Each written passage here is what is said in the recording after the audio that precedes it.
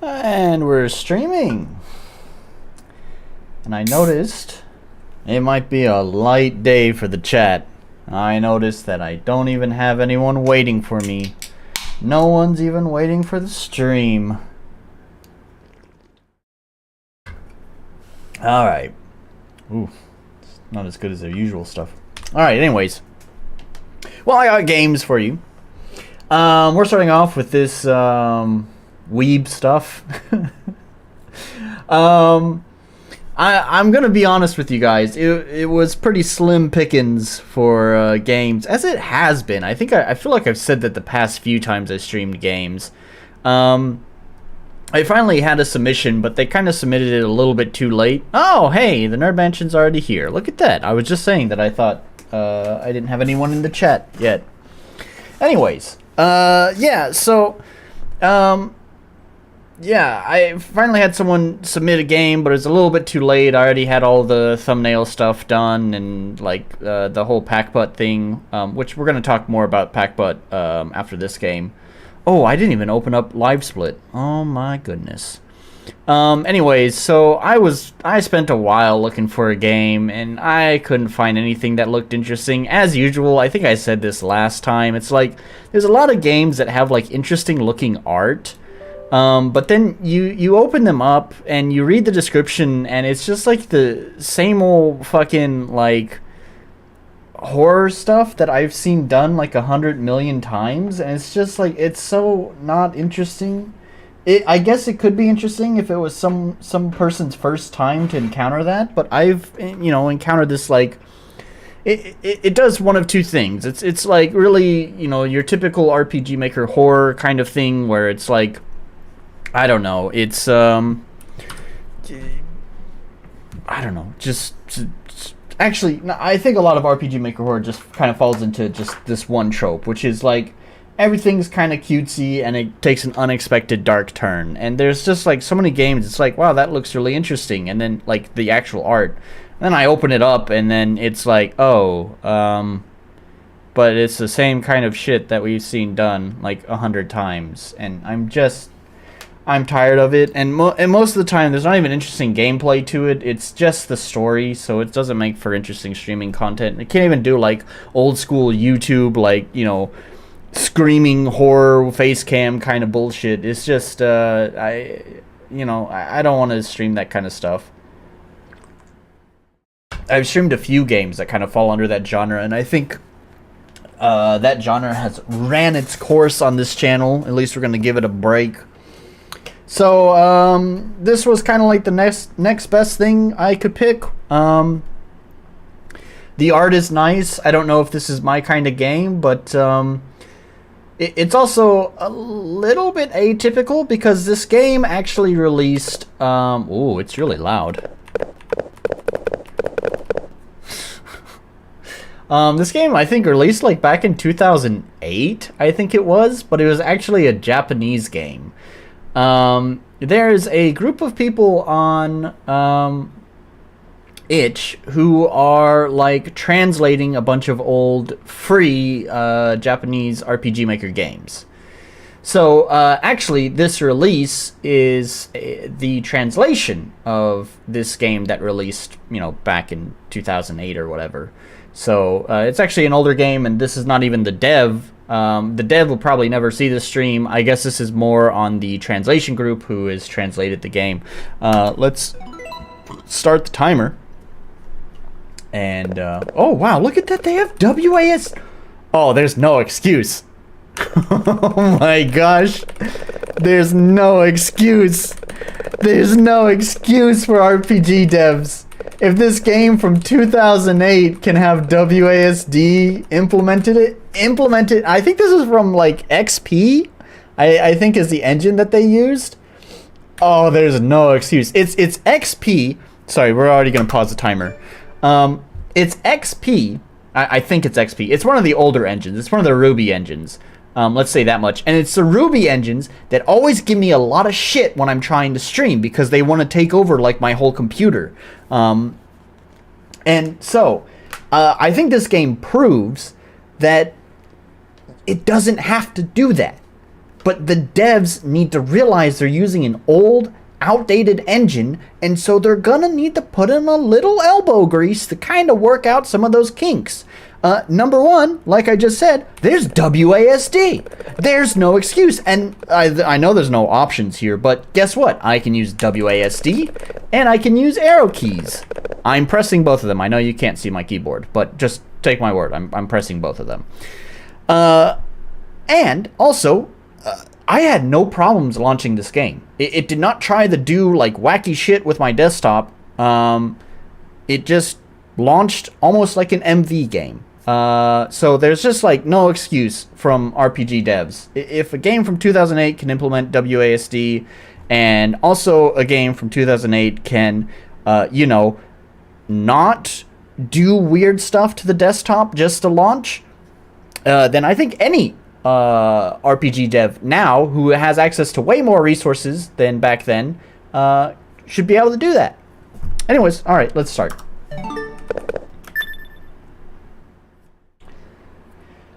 Taxi driver porn. So it's like that, huh?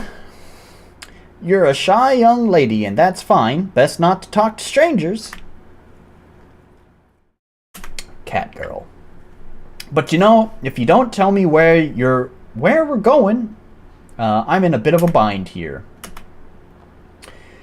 Young lady, please. I'm begging you. Tell me your destination. Bwah! Yes, 2 minutes.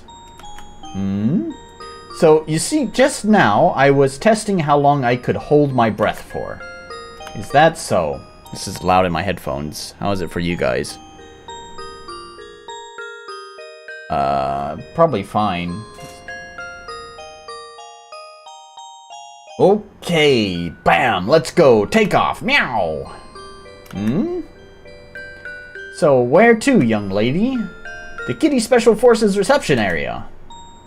I see. Going to pay your boyfriend a visit. Doo-doo? Okay. You're making this old man a bit sad somehow. Is that an old man? I never got to experience such a thing, so this hurts for me. I might end up ramming into the curb at full speed. I don't know. That's, okay. Actually, I'm gonna join the Kitty Special Forces myself. Oh, a young lady like you in the military. Now, don't say such awful things. You're still just a kid, you know. Wrong. I'm already 8 years old. What is this world coming to? Little girls in the military. Kinda ticking me off. But just look at you. What? That was weird. Huh? Why the fuck did she say, kinda ticking me off? Sorry, was that my smooth brain? Did I just read over that too fast?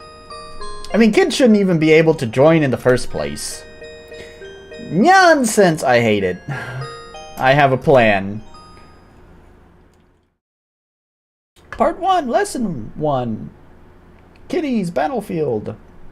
I'ma do my best! Why did I pick this game again? Missile goes boom! Bombs, I'll just eat them!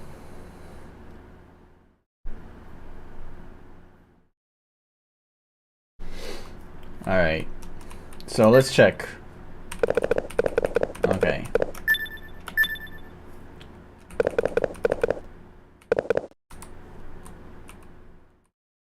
Click?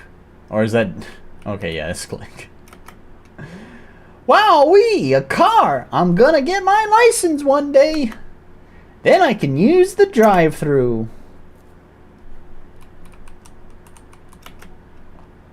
Kunjil, wait for me. Okay, let's get hitched. Why does he have clothes on, but it seems like these other guys are naked? They also have a P on their chest. If I join the Kitty Special Forces, I'll fight for this planet. Why? Because I'm Pawn of Justice. Ah, I get it. P is for pawn, huh? Anyways. Move. Move. I want to touch the... Move! Thank you. What a huge container. Watch out, Otome. Crawl in here, and you might end up on the island somewhere. Oh my god, this is... Oh my gosh, I have hiccups. It's like a puzzle trying to navigate through all of them. What's a girl doing here? Only the fiercest of pawns can enter this domain. Go pick up a box or something.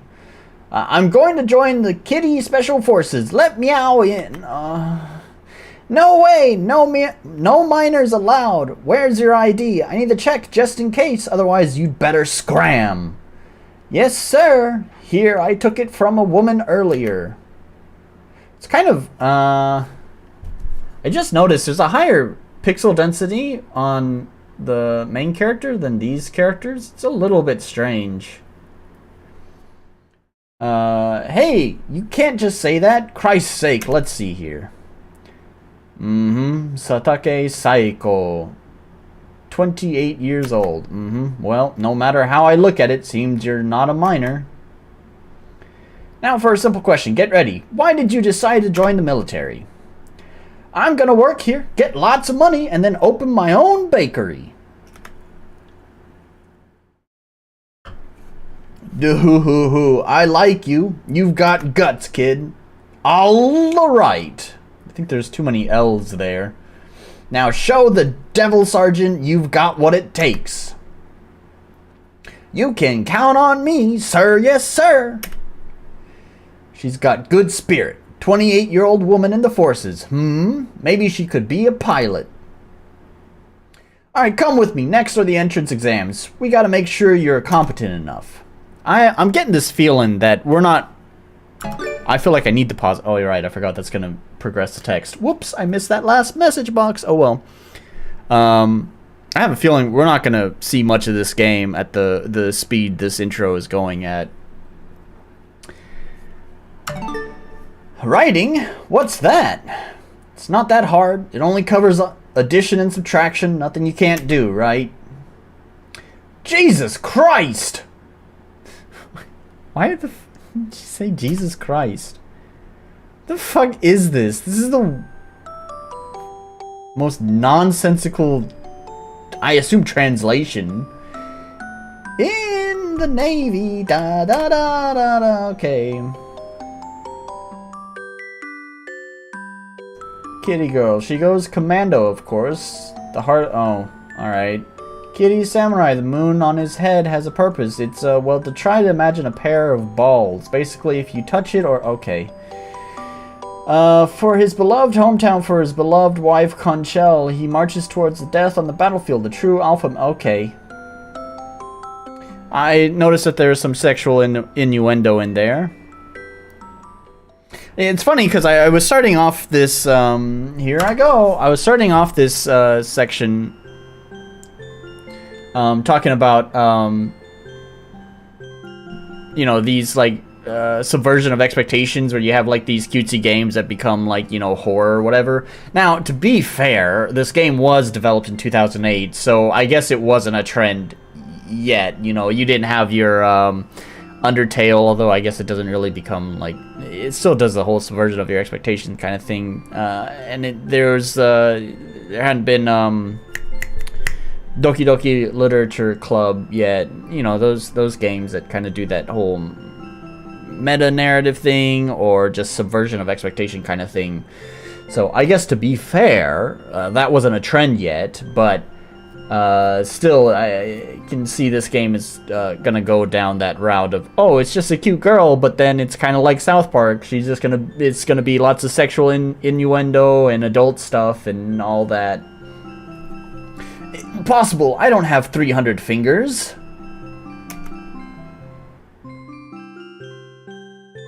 And subtraction's just insane. I really have to tear them off for this? I get it now. It's a trick question.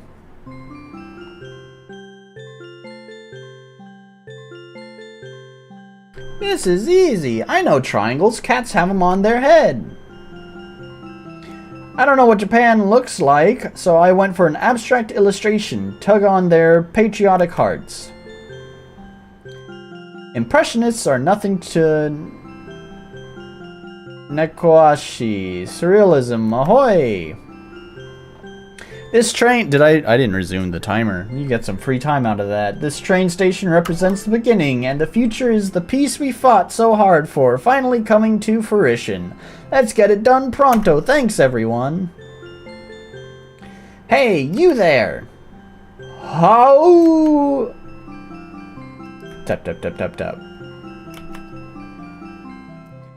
Try to do your test more silently, please. If you're done here, we have games. Look, you can even play this one. Yay! Oh, but what's this kind of... What? But this is kind of difficult. Which profession should I choose? Combat types go on the front lines. Magicians and healers stay in the back. Support skills are important, but so is balance for martial artists. Make sure to raise your attack stat. Sir, yes, sir. This indomitable spirit. I've never seen someone with such a perfect military temperament. This lady's gonna go places. 400 bonus points for them. Now then, Miss Satake Saiko.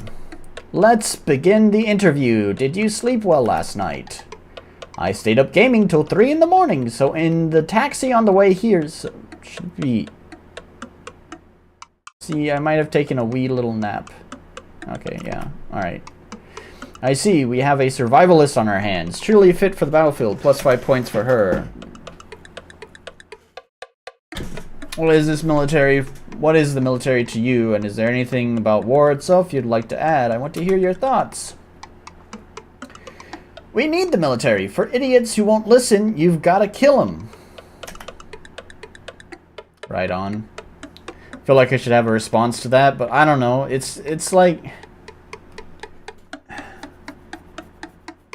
I feel like it's trying to do like that, like South Park, except not even South Park just wears it on the sleeve. It's not like a subversion of expectation that all the kids just fucking throw, you know, swear words out every other word, right? It's just sort of worn on its sleeve.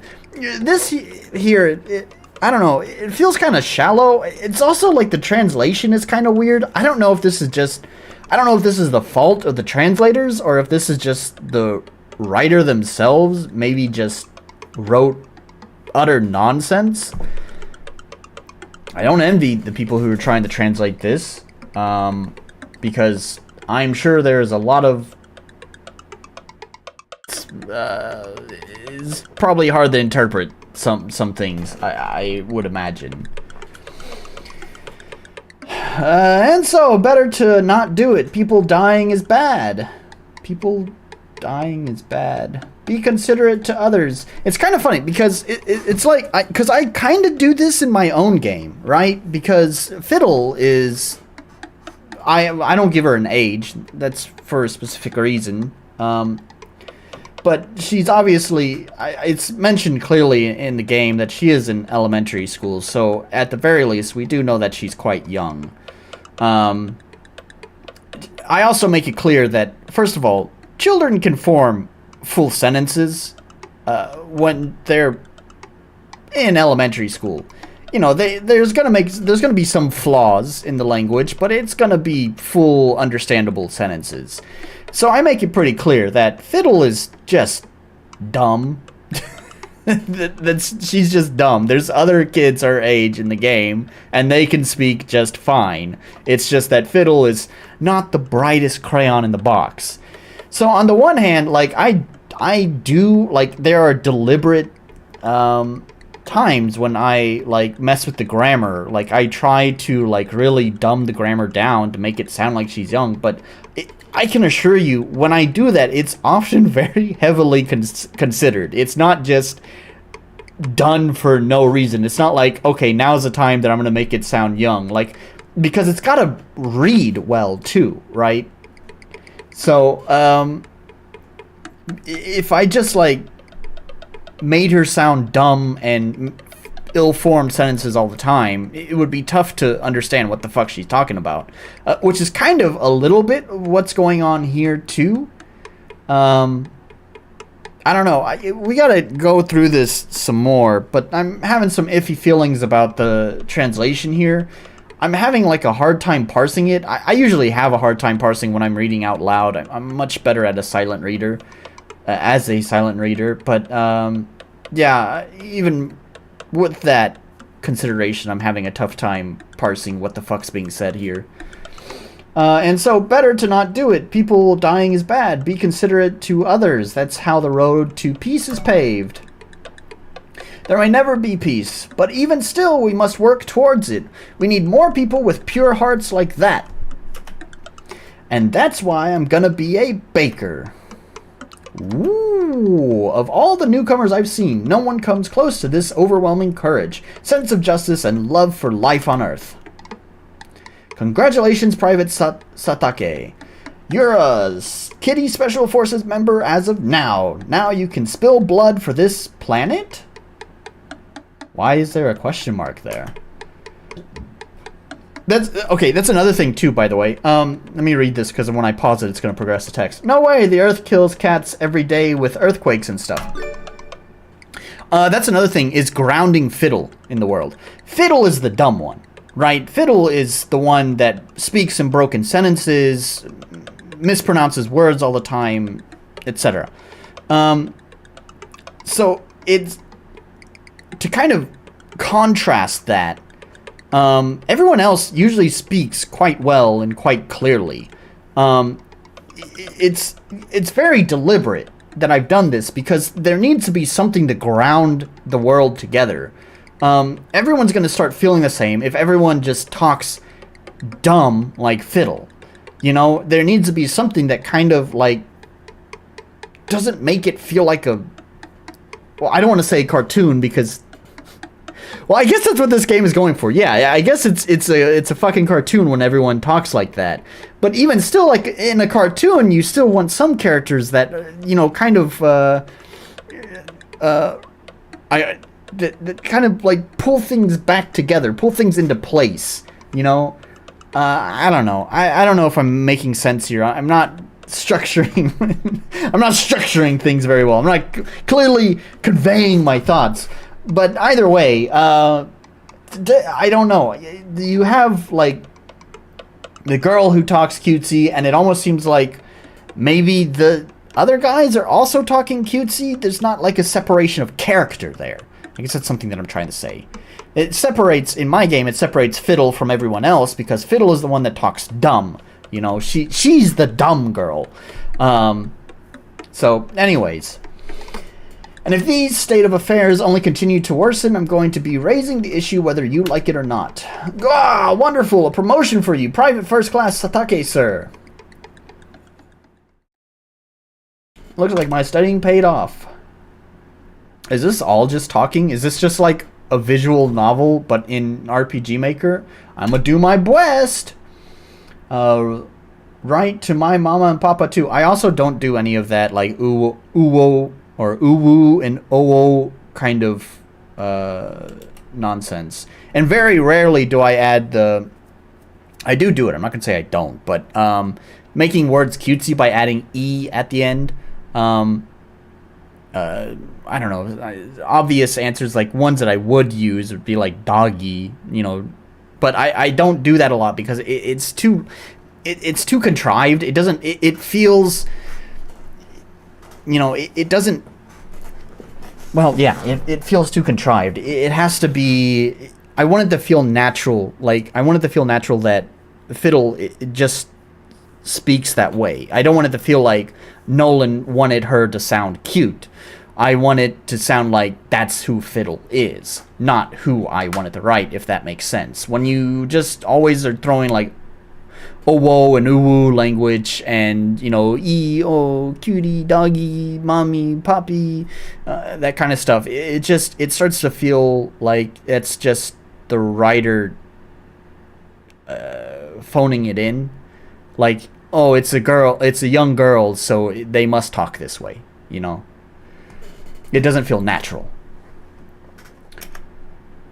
Have them send me underwear. I missed that because I resumed the timer. Oh well, I still don't know how to feel. Alright. Let's go.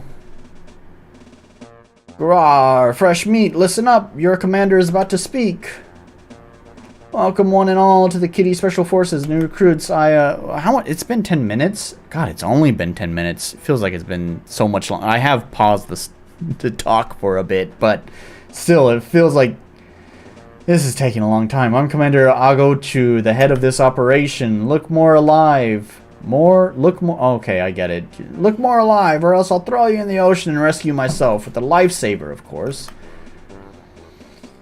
Whoa, the military really is scary. The commander's scary, and so is the lieutenant. Maybe I shouldn't have joined. You soldiers are gonna go through hell and back here in the forces. In fact, maybe hell ain't so bad. Why, you ask? Guess how many pillows you get? Two!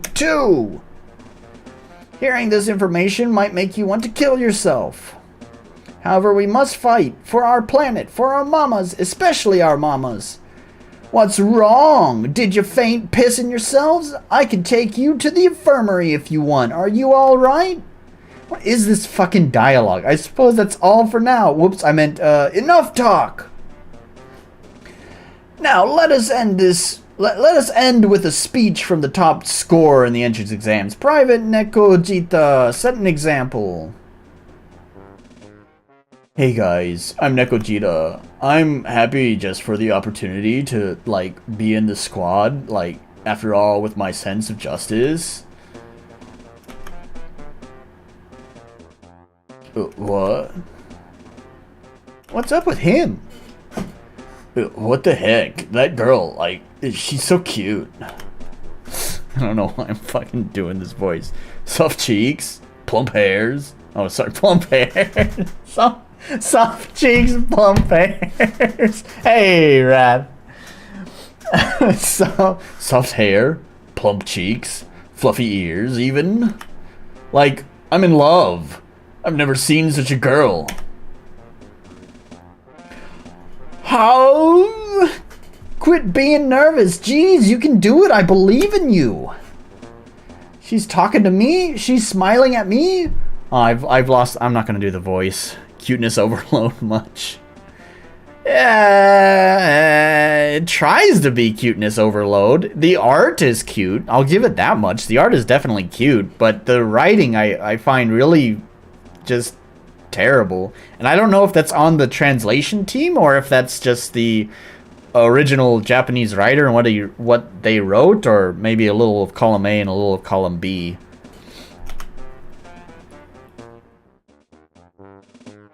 She's hopelessly in love with me already. Indeed, it seems Private Nekoashi is nervous. We'll cut the speech there, then. Get to bed, recruits, on the double. That's right, it's bedtime, maggots. Sleep tight, don't let the bed bugs bite. And drink warm fucking milk or I'll cream your ass. This fucking dialogue is terrible. I mean, I don't know how that would have been in Japanese. But I can definitely tell you they took some liberties with that and how they translated it into English.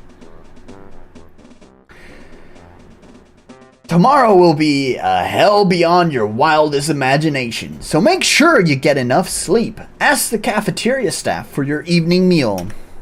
Translated from Kawaii. That's the language.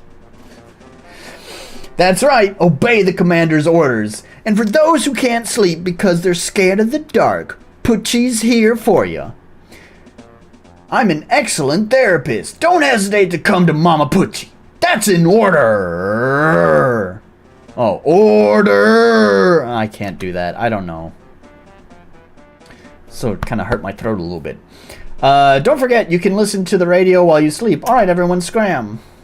I think this game is just talking. I'm pretty convinced at this point there is no gameplay. It is just talking. Ooh, I'm scared. Only 2 pillows? I'll have to use one for my head and the other as a hug pillow. I can't believe the military is so strict. I wonder if I can do this. What a nightmare. Please, can we have an orange nightlight? Oh my god, shut up. Jesus Christ, they don't stop talking in this game. I probably should have looked at the fucking store page. I briefly glanced over it because that's how I know that this game was released in 2008 and has been translated by that's what got released. This is a new release from an old game because it's a translation of the old game. So I know that because I did glance over the store page. I guess if there was any sort of description of what the gameplay was, I must have just skimmed right past that. I don't know. But holy shit. The amount of talking. In fact, actually, let's take a pause. Let's check the store page. How many can withstand this training? Will there be any left standing? Oh, I wonder if I can press F4. Because it's not... Or is it? It's... Why does F4 work? Oh gosh, I don't have the... stuff open. Let's open that up.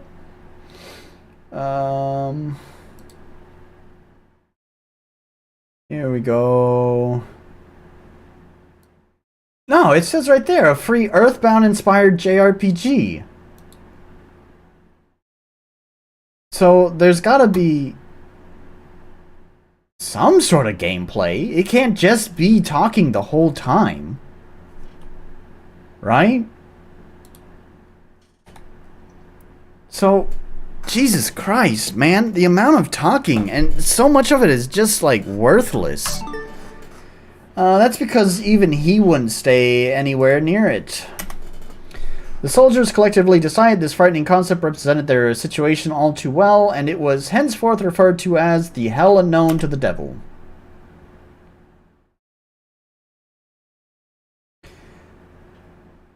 Camaraderie is needed now more than ever. For the sake of justice, are you willing to risk your life?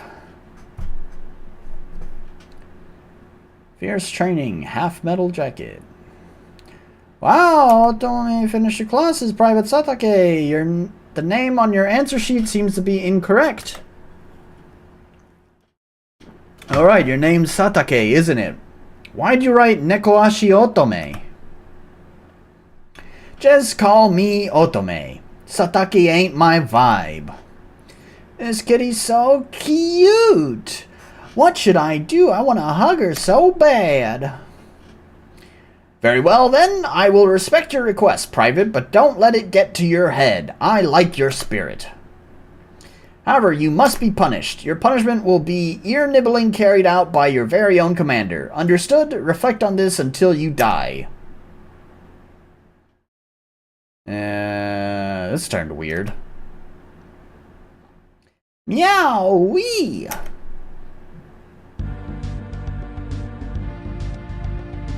Training was nightmarishly cruel. What's wrong? You're not stretching correctly. Deep breaths, deep breaths. So harsh. Next, spread your legs, hands on your hips, bend your back, and relax. At attention, Pawn Private, sir. What's up? Thinking you're about your mama? No, sir, Sergeant. I can still do this. Repeated lateral jumps. Don't overdo it. You can video call your mama later. Have her spoil you lots. And it's kind of funny, actually. Wake up, Private First Class Pawn. 15 more minutes in the Devil's Cauldron. Snack break is only 30 minutes long. No screwing around.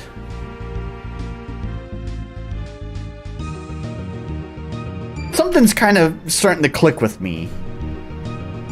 I'm kind of... 40 hours of dialogue is a feature. I don't know, I guess I'm kind of getting the humor here.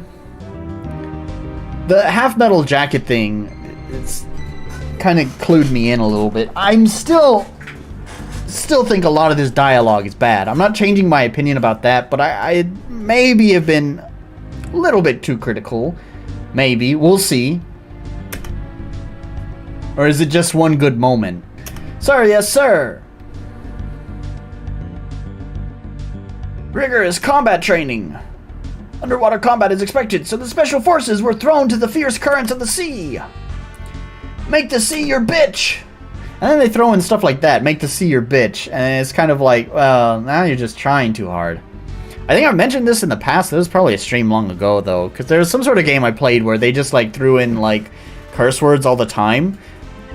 Obviously, I am not someone who has a problem with swear words, considering I've done it plenty throughout this stream.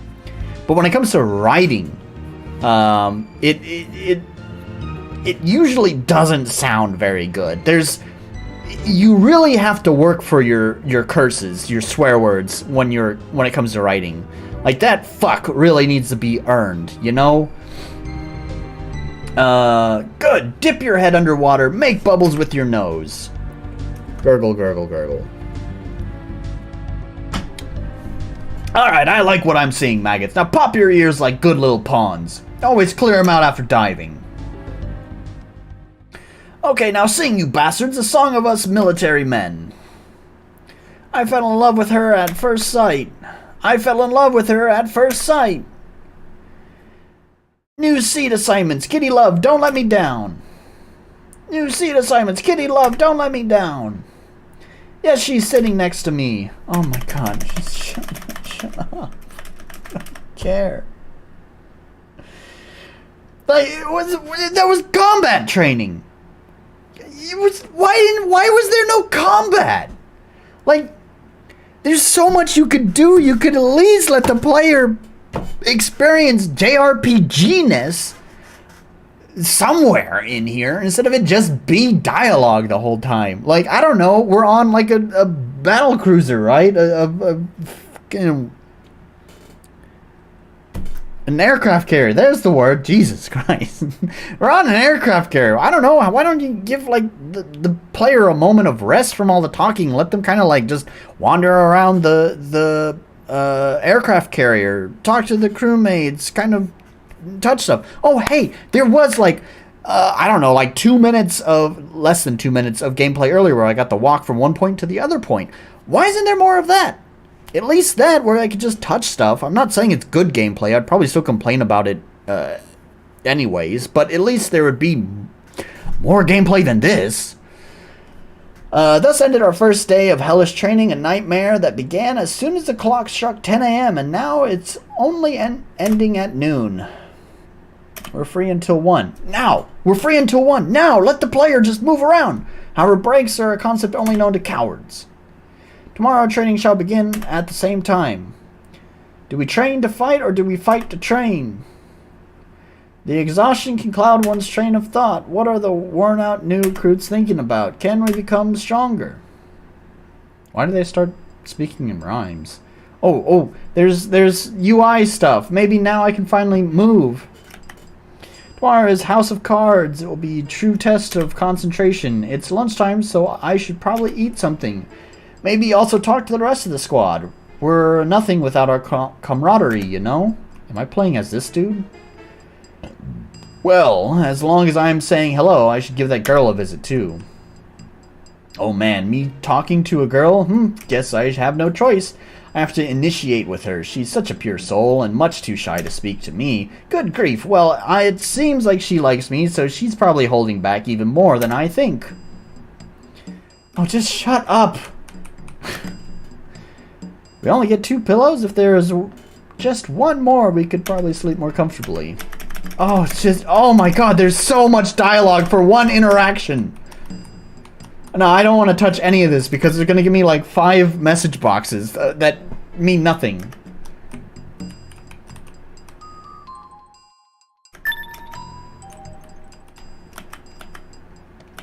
Okay, look at that. Oh, and the yellow one indicates something? That's useful. Was there a yellow one in here? Yes. Wait, did that thing respawn? What are the recruitment ads for?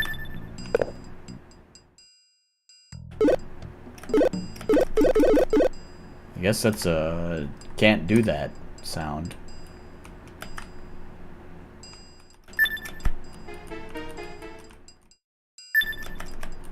I don't know if +4 is valuable or not, and I can't seem to use it. The game seems to make jokes about, like, earlier there's jokes about like +5 to this and whatever in the dialogue, so like I don't know if they're like what stats even mean if they're making jokes about it.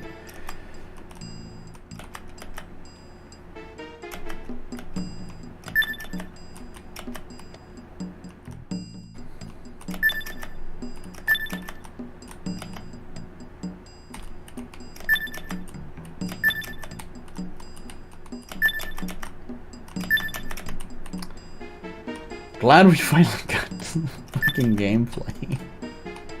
If I go up here, is there just gonna be... Okay, thank God.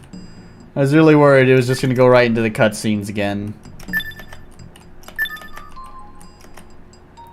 Space for video calls, we can talk to our families here. I'm sure pawns are primarily contacting their mothers, you know, since none of them have girlfriends and all.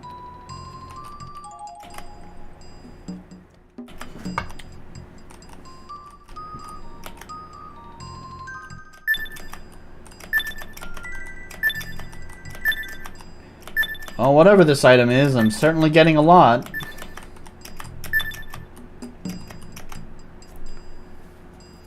We're allowed to walk around, finally. I can even buy stuff. Can I sell stuff? Because I picked up a bunch of shit.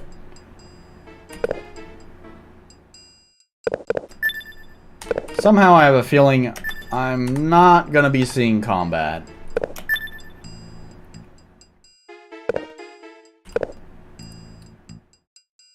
Cheap air conditioners in this economy.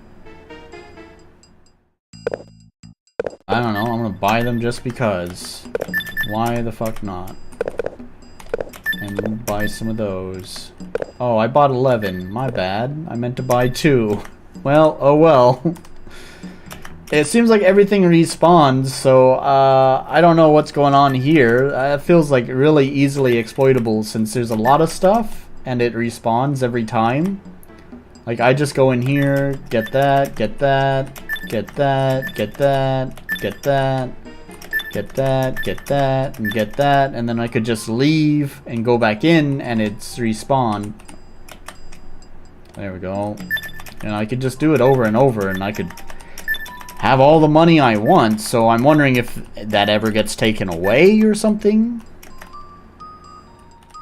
Which at this point I kind of feel like the game might pull some bullshit like that.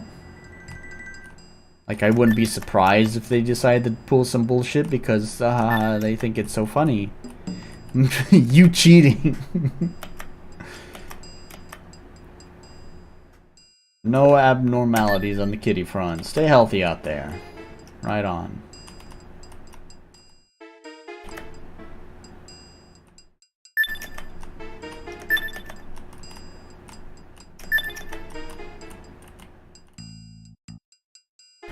Oh, this is so annoying. This is... Oh, shut up! Oh my god, I can't go around that way? It's so annoying. Why can you not pass through that?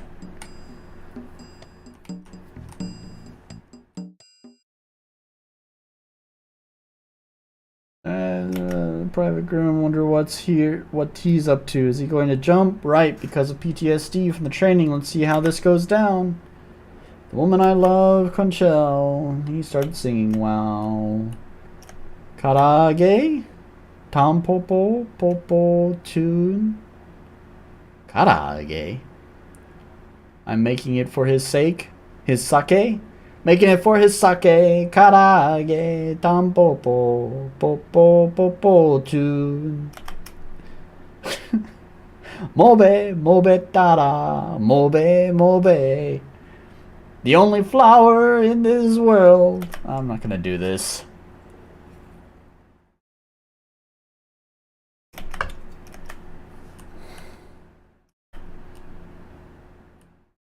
Oh, good heavens, Nekochita! How long have you been watching? Amazing, Mr. Groom! You have a beautiful singing voice! Oh, the song, yes, sorry, I got confused. I thought you were talking about that female fish from earlier. Dude, I love karage.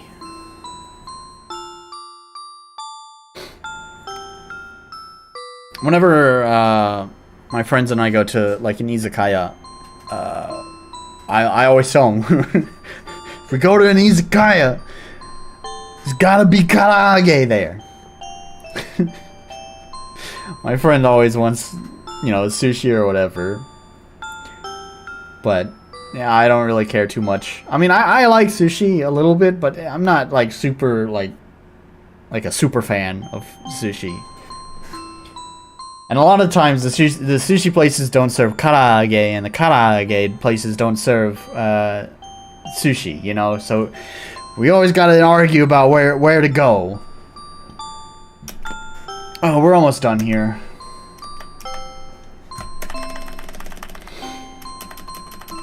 Can you believe this is supposed to be a JRPG and not a visual novel? Because I can't believe that. I don't care. We're at this 4 seconds. 4 seconds. Oh no, 4 seconds. Oh, I can't. Oh, what have I done? Oh no. Well, we're out of time. Okay. Well, dang. I wish I hadn't messed with the screen like that. I wouldn't have wasted time. Anyways, okay, let's rate this game. It started off pretty good. You weren't here, Raph, but it's a game that supposedly was built in... Well, we have the page open right here. Let's just check. RPG Maker 2000. So it was a game built in RPG Maker 2000, and yet somehow... and it was also released in 2008, and yet somehow it features both arrow keys and WASD input on it. And also, it doesn't try to completely overtake your computer like most Ruby engine games try to do. I had no problem launching it and switching from, normal size to full screen. Was there any battle? None. Zero. I don't know if there are any in the game, but, I played 30 minutes of the game, 30 minutes and 6 seconds, and it was just talking. So... I don't know what to tell you. So it started off pretty positive. And like I said, the art is cute. But yeah, I don't know how I feel about the writing. There was that one moment I brought up that I thought was kind of good. I could see what the humor was trying to go for at that one moment. But I think everywhere else it kind of fell flat because I just didn't get it. So I feel like it was a failing, and this is probably twofold. This is a failing of the original writer. The writer probably just wrote fucking nonsense, and it was up to the translation team to try to translate that nonsense, but I don't know if they did a good job translating it either. I mean, at least I could read it, that's the point of a translation, but also I don't know if it really helped me comprehend the original intent.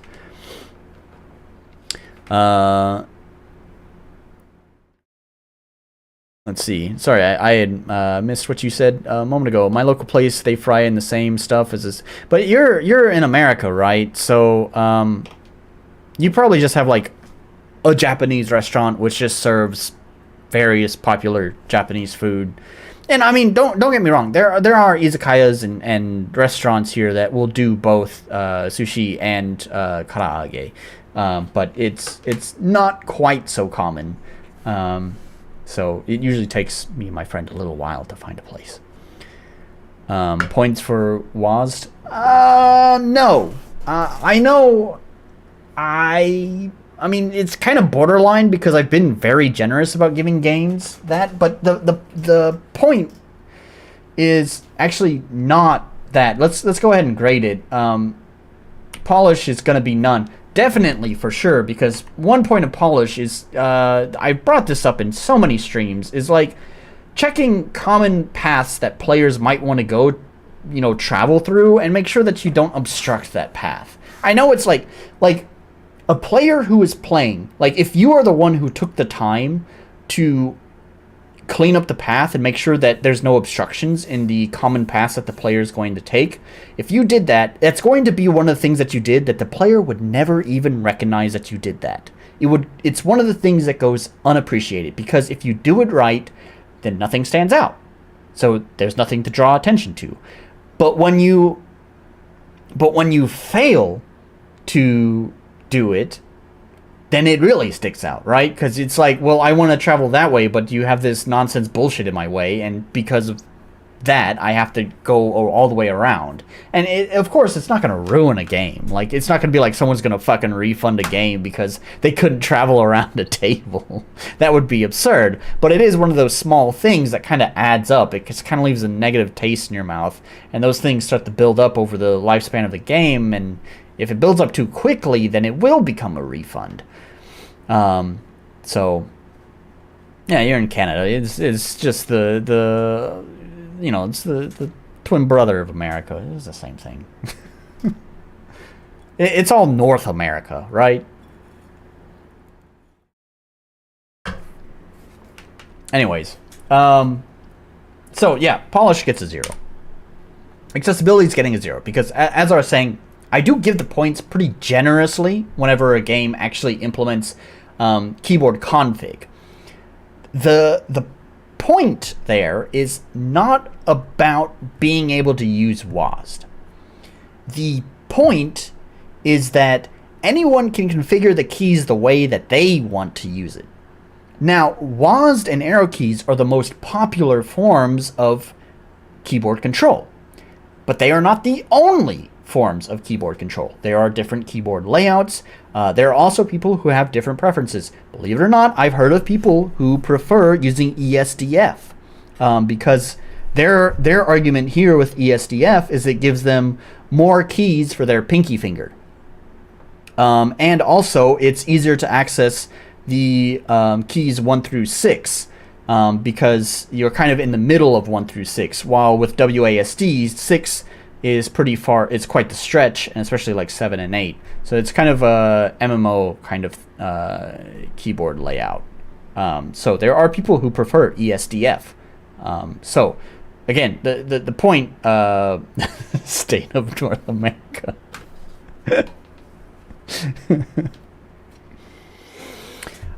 So anyways, the point is that it's still a 0 for accessibility because you can't rebind your keys. They just have the 2 most commonly used configs there, the WASD and arrow keys.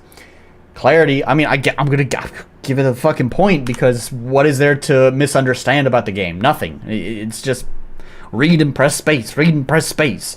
Unless you want to talk about clarity. I guess there's clarity in the dialogue, and a lot of it was kind of fucking nonsense. But no, I'll give him the point for clarity. It's fine. Balance, sure. That's another, like, gimme, you know? This is just the... Sure. There is nothing to be unbalanced there. Although I guess there is also an argument of the balance of gameplay and story, which would be unbalanced.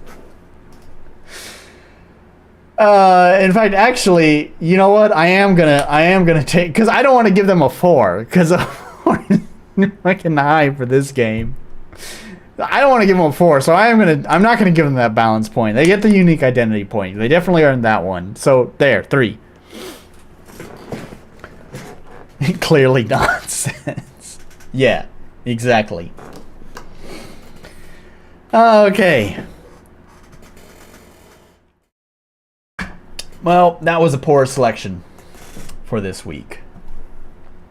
But like I had said at the beginning of the stream, there's just not much. The slim pickings for games when searching itch for RPG Maker games. I do have I think, hopefully, at least the art and the concept of it makes it sound like a pretty cool non-RPG Maker game that I picked out. Hopefully, just like I said, based on what I saw. But, yeah, the other games. But before we get into those, I want to talk about, you might have noticed, the keen-eyed of you may have noticed that there are some changes to the PACBUT sheet that we have here. There's a lot more blue text. There's a new question in my question category here. Shrugs, the art was cute, yeah. That's basically what it comes down to. So I've been doing some cleaning up on the PACBUT sheet here. I had some time and I decided I wanted to kind of there's an idea for another type of game stream that I want to do, a new format I'd like to try. I'll talk about that in a minute. Hopefully I remember. But let's go over some of these changes with the PACBUT. So, first of all, you've noticed that there's all the names for all of the games here are in blue, and that's because they are hyperlinks. These links will link to the video where I had originally streamed these games, and they should be links with timestamps. So even though all 4 of these games here were in the same stream, because the link has a timestamp, it should jump you to that point in the stream specifically when I started playing these games. Would it make more sense to have the games link be here and my streams link over here? Yes. Did I think of that until after I put in the links on all of these? Also, yes. So, I didn't feel like having to go back through all of these and swap the links around. So, even though it makes a little bit less sense, this is how we're going to do it. The link to my stream is here, and the link to the game is here. So, just... it's fine. Not that many people actually browse my PACBUT sheet, so I don't expect this to be a regularly used feature. I have occasionally, because Google will show you like who's currently looking at sheets like up here, and there's been a couple of occasions when I've caught someone taking a gander at my PACBUT sheet. So I do know it's used occasionally, but definitely probably not many people take advantage of the fact that this information is publicly available. It's like linked in my description. You can click on it and like browse all of this yourself. And that's sort of the thing, is that I've done a lot of games and a lot of streams. I think this is my 28th stream of playing games. So that's a lot of streams to go through. So and of course as we go further and further on, it kind of gets a little bit more difficult to remember what these games are and what I had to say about them. And the PACBUT gives you, I wouldn't even call it an overview of the game, right? This doesn't really tell you that much information about it other than whether I would consider this a viable commercial product. And that's about it. So, I wanted to try to provide more information, so I decided to link the streams here. And yeah, I went through every single stream, at least on the PACBUT. The retroactive games obviously didn't get the links. So any streams that I did before PACBUT, sorry, they're not on here. But I did go back through every single one of them and link all of them here. And while I was doing that, I was also checking the games to see how some of these games are doing. And you'll see some of them have been removed from itch. So those are the ones that are not available. Actually, Automatic Messiah is still available. I should probably change that. I don't know why I have it marked as not available, but Automatic Messiah is definitely available. We'll come back to that in just a moment. The other major change here is that I've now linked written reviews. I don't know if this will ever get finished, because this takes a lot longer than just adding links to my own videos. I know how to find my own videos, so it's pretty easy to just go through my backlog of videos on YouTube, find the video, open it up, copy a link, make sure to check the start at checkbox, and then paste the link here. It takes a while, but at least I know how to do it. Now, the written reviews, it's a little bit more complicated than that, because most of the written reviews were left as written reviews on the itch.io comment section. And depending on the game, sometimes it's kind of hard to find your comment again. So I don't know if this list is ever going to get done. But I've been trying to actually link the written reviews for people to see. And now, these are not linking the comment itself, because I don't even know if you can do that on itch, but I also don't want to do that even if you could. These are actually, I've taken the text, I've copied it, and I've pasted it into a Word document that is, again, public. So you can click on it, and then you can read the written review that I made for that game. There are the most recent games, and then some of my greatest hits down here that I did that I felt were important. Also the ones that I felt were going to be the most difficult to find my comment because they might have gotten buried. Now, here's the reason why I'm doing this. Oh, wait, hang on. One thing I should explain, too, is the 3 different types that are here. We have no, NA, and link. No means I just never gave a written review. I had tried in the past, and you can see here that I had a pretty good streak of always providing a written review, but as you can see in recent months, it's just... It takes a lot of time. It really does. And it also takes brain power. And between the time, the brain power, and work, and wanting to work on my own game, it's been tough to be able to do it. So yeah, I just never did written reviews. It's very rare that I've been doing it recently. So then NA means I can't find it on the store page, and I don't remember if I did it.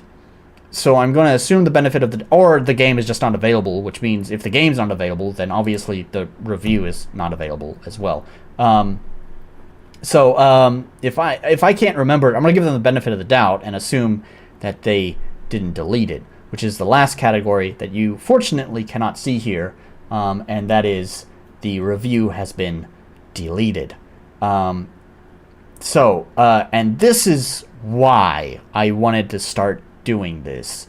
One of the reasons why I wanted to start doing this is that I don't want the reviews to get deleted because I do spend time thinking about like what I'm going to write. I usually like to think that my written reviews are okay. I'm not saying they're like journalist worthy, but they're not bad. And so I don't like to see this.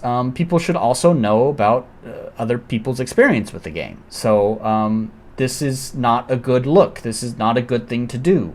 Yeah, I don't want to lose what I've written. And also, I think we should draw attention to devs who do this because it's not a good look for that developer. Which leads me to the final thing the new format that I want to try. And I want to try to do a kind of like a Where Are They Now stream. So basically, I want to go back to some of these old games. A lot of them were like beta or game jam games. Or even if they were a full release, they were still like being actively developed. Like they might have had 1.0, but now they're adding, 1.1 and 1.2, etc., I want to go back to some of these games I played a long time ago, and let's take a look. Let's see how the developer is doing.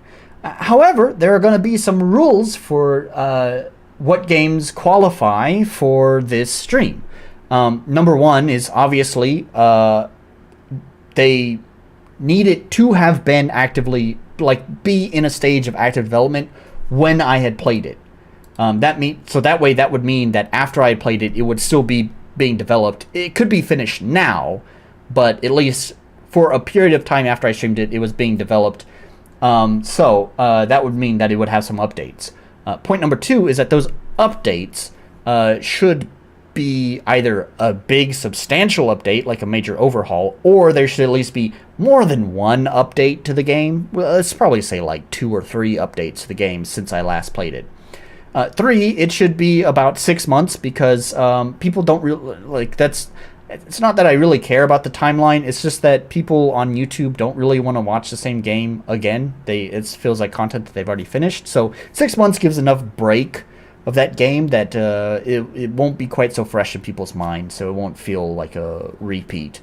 And then number 4, the big one, is the dev should not have deleted my review. If my review has been deleted from their game is no longer can no longer be featured in this Because again, we are not supporting that kind of behavior here.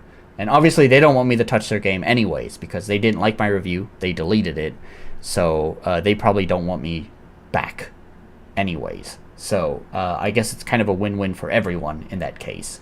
So yeah, so that's the other reason.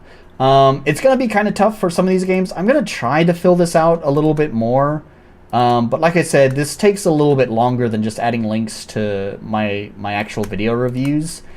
So like this took quite a while to put together here. But I will try to fill this out a little bit more, because obviously the more links that I have, the easier it's going to be to know which games still have my review or not. Also, it goes back to me saying is giving the benefit of the doubt to developers. If I don't remember whether I left a review on their game or not, I'm just giving them a not applicable. Which means we don't know whether I wrote a review or not. So we don't know if it was deleted. We don't know what. I'm pretty sure this Igua RPG, by the way, this Igua RPG, I am like 90% certain they deleted my review. Because first of all, you can see I was having a really good streak here of games that I was writing reviews for. Here too, this not applicable one is because that was Mr. Orc's game. That was the night that we did the Herald Jam stuff. I obviously didn't write a review for it because Mr. Orc was watching me play it, and you know, I didn't need to. But I'm pretty sure I wrote a review for Starship Origins, Gutter, Infernal, Elohim Eternal. So anyways, point is, you can see I had a good streak of writing reviews for everyone here. And yet, for some reason, with Igua RPG, I just didn't. Seems kind of strange for me if I had such a good streak going. Number two, when I was looking through the comments on Igua RPG, you know, I was looking through the comments trying to find my own. I also noticed that all of the comments are really, really positive. Now, I will say this, learning from the game that shall not be named, is that often the people, like popular games on itch.io tend to get pretty fervent fans. So it's also not totally out of the realm of possibility to just have tons and tons of positive comments, because that just seems to be the kind of thing on itch. But it also looks a little bit suspicious, right? Like no negative comments whatsoever. And then also couple that with I had a good streak of writing reviews, but I forgot this one. It's possible. It definitely is possible. So that's why I'm saying I'm like 90% sure this developer deleted my review, but there's still that 10% that I'm not sure about, so we're gonna give them the benefit of the doubt, and we're just gonna say that I forgot to write the review. So yeah.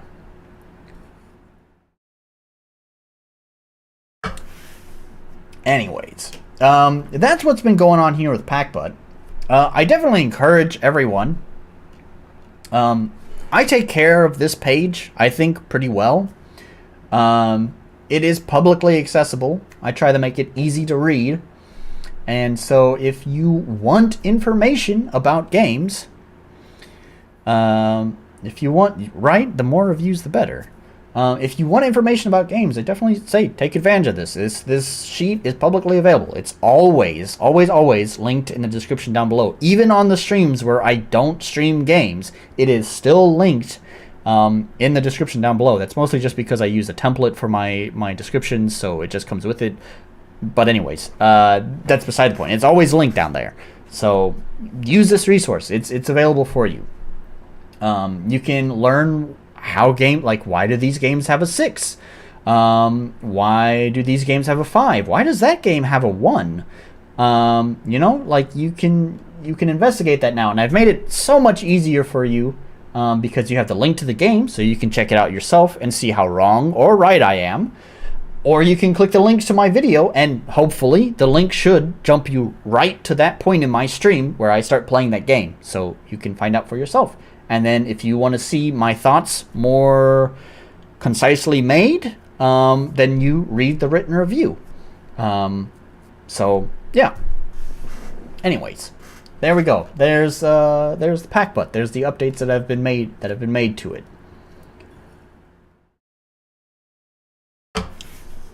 Is that all I wanted to talk about during my just chatting section?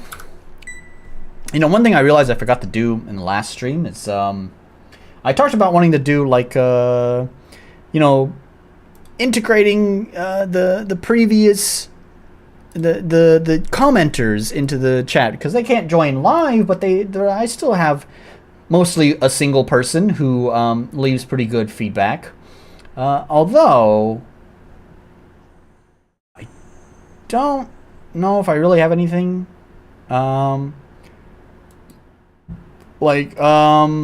Is It Trash, which is developer of Automatic Messiah, which I played last time, not last weekend, last time. He left a comment here. We can quickly go through that real fast. I'm not going to hit on everything. We can just read his comment really quick. Let's make sure you can see it, because last time I forgot to actually show the comment. Thanks for playing. Definitely a lot of super useful feedback in here. I've also done some quick fixes because of the video. I'm struggling to figure out what comments to save for the dev chat, which, by the way, if you are not subscribed to WooTBM's channel, he and his friend, Jabroni Tony, actually did a playthrough of his own game. Jabroni Tony was the one that played it while WooTBM just kind of sat on the side and watched him play it. I also thought that was actually a pretty good stream. Jabroni Tony has some interesting insights. I especially like his opinion, because here's the thing, right? As RPG devs, we tend to get caught up in our bubble. And it's been a while since I've talked about the RPG Maker bubble. And I understand how we get caught up in it, because I get caught up in it too. But we often, you know, especially the people who use the RPG web forums, it tends to be such a tight-knit group, and we're such a shunned engine. You know, there's always the straw man that the RPG Maker engine is just a toy, it's not a real engine, whatever. I think that kind of garbage, it creates an enemy for us that binds us all together, because we can all equally hate that person who's saying that kind of shit, right? But because we kind of get in this bubble, we kind of start, you know, getting like this tunnel vision on like RPG Maker games. This is what RPG, but we lose that outside perspective, you know? And it's easy to just fall into that.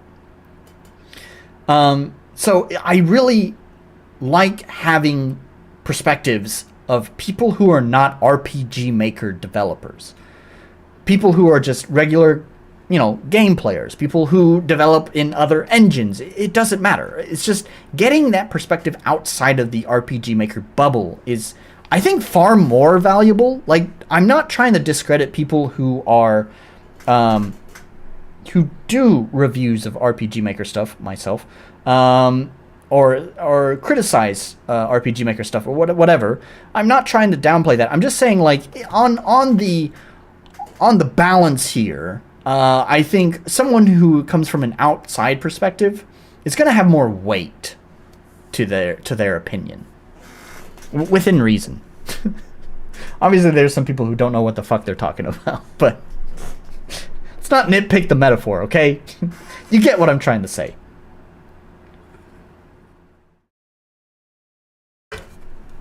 Anyways, let's go through this. Options crash. So yeah, the game crashed whenever I was checking the options. So his answer to that is, this is because of a gamepad config. I thought I adequately removed this, but it's fixed now, so hooray. Plugging in my signature, it is in there. So I must have, so as he said, I'd missed it. So there's a plugin that I've always linked in the signature on the forums for some sniffing around that I did, because I'm using a 2K 144 hertz monitor. That's my main monitor here. I also have a 60 hertz 1080p monitor to the right, but who cares? It's also old as shit, and my monitor arms, because I have monitor arms, can barely hold it up because it's so old and heavy. Anyways, beside the point. And so I investigated a problem with MV that tends to happen with MV games when they are running on high refresh rate monitors, like my 144 hertz monitor. It's a unique type of crash, not your typical RPG Maker kind of crash. I did some investigation, found the solution to it. No one else seemed to have clearly pasted this information for it to be easy to find, so I made a long tutorial on how to fix it, what the problem is, and how to fix it.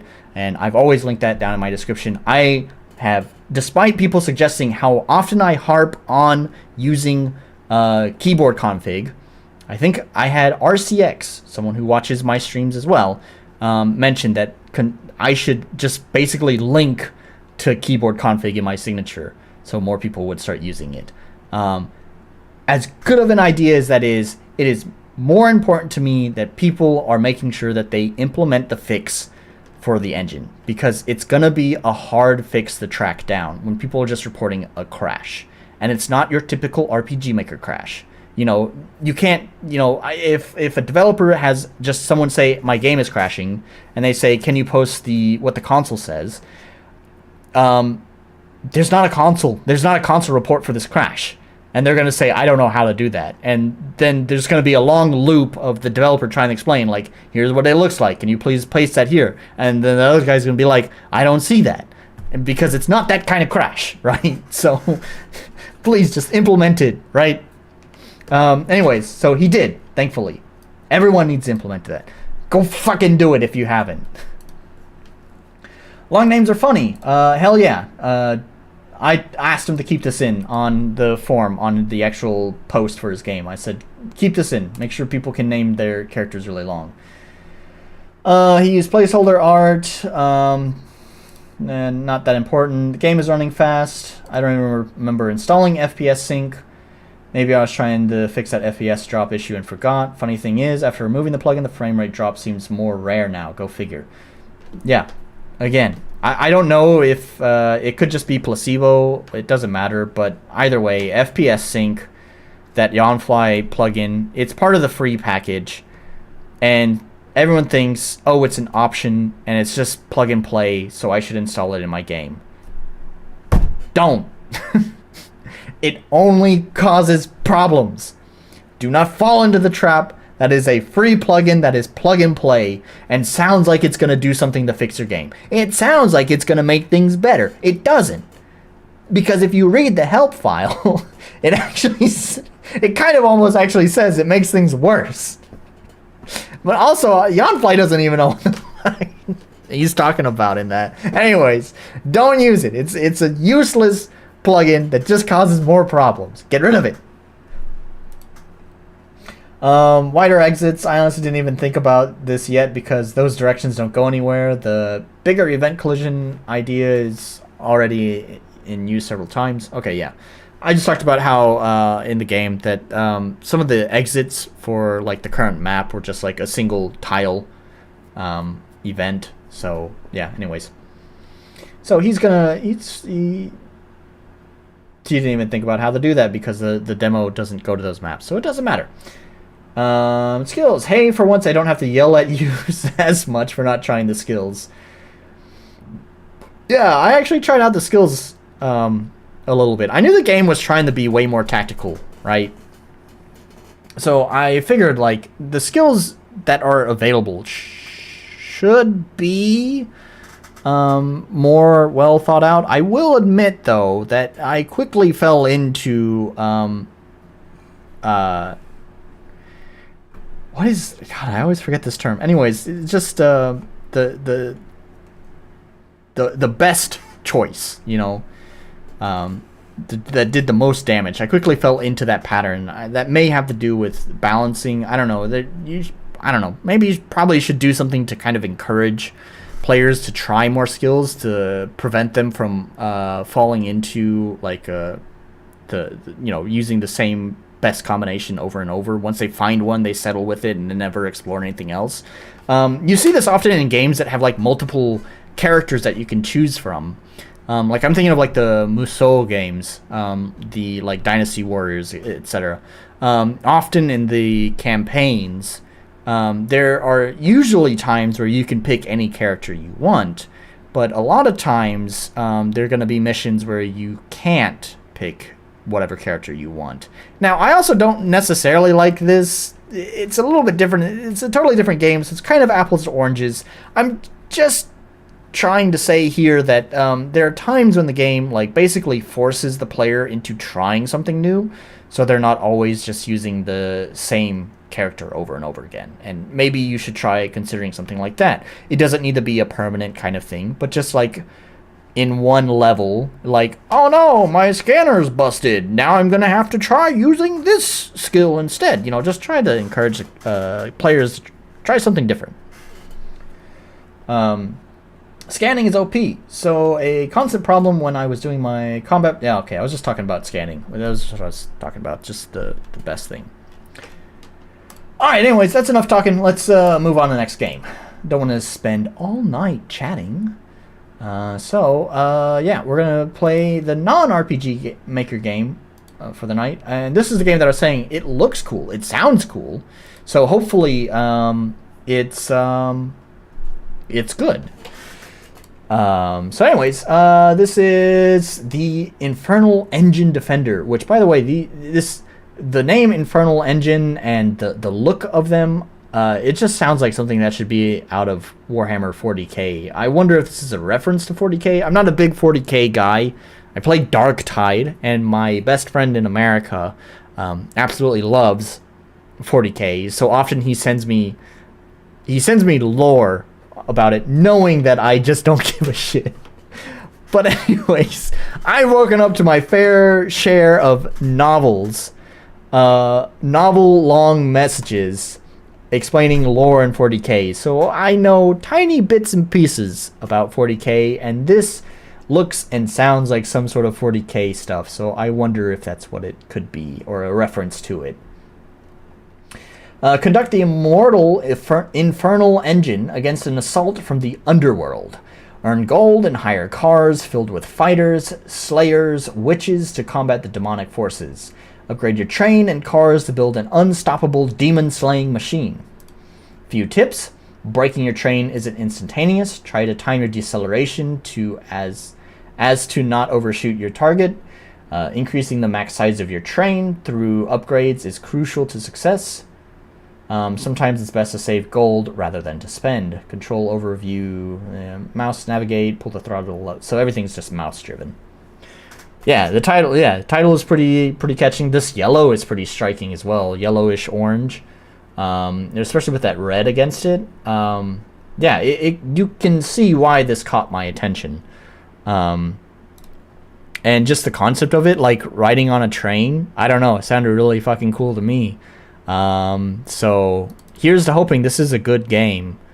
But you never know. There's been all of the games that I tend to pick catch my attention. They can at least manage that. But doesn't mean they're good. What is this fucking sorry, what is this chiptune music? I feel like that doesn't fit this game at all. Let me turn it up, it's really quiet.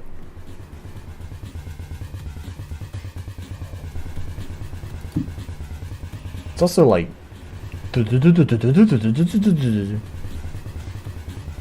Oh, we can turn the master up. Oh, but it's pretty loud for you guys anyways. It's fine. So just volume settings, that's it. Train game choo-choo! Oh, it's not chiptune. Sorry, that was just my ears being dumb. I couldn't hear it over the... It's kind of like some EBM kind of thing, which also still doesn't really feel like it fits the game. But I think this is a game jam game. So, quality music is obviously not likely. The Infernal Gateway has forever bound forever bound the veil of the sun to the demon realm. Centuries have passed since the last demonic assault. We need to start the timer. Since the last demonic assault, but our time has run out. Ash witches of Baal now see their ranks swarming anew to threaten our kingdom. The magic that guards the gateway must hold. If the infernal engine must spew steam and smoke and violence once more. And we're just into the game, right? Oh no. You've been tasked with conducting the infernal machine on the path surrounding the gateway. The machine by itself cannot stop the horde. You'll need to burden it with demon fighters. Mind the controls. Your movement will carry you far, and stopping the machine is no easy task. Keep watch on the demon dowser. It'll warn you where to defend from the incoming assault.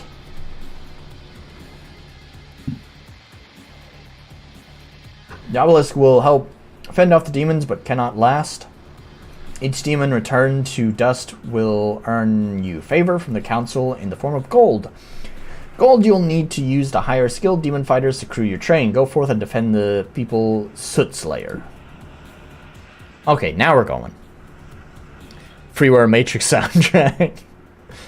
Is this backwards? Oh, okay.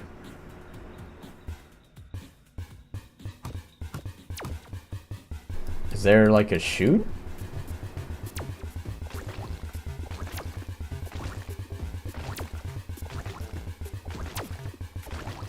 I don't understand. What am I supposed to do? Just drive. I hear attacking. Just full throttle it! Oh, I passed it. Wait, we can go backwards. Oh, that sounded bad. Did something blow up? Do I need to, like, stop the train where it's being attacked? Oh, yeah, my guys will attack it. I see. Did I just...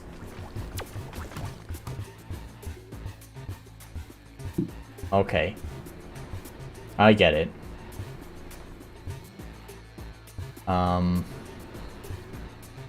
I get it. So it's kind of like a mobile tower defense? Interesting.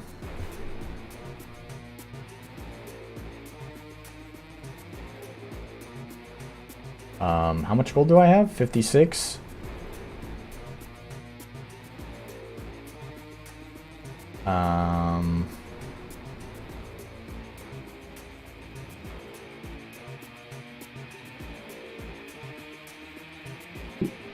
Yeah, we'll do that.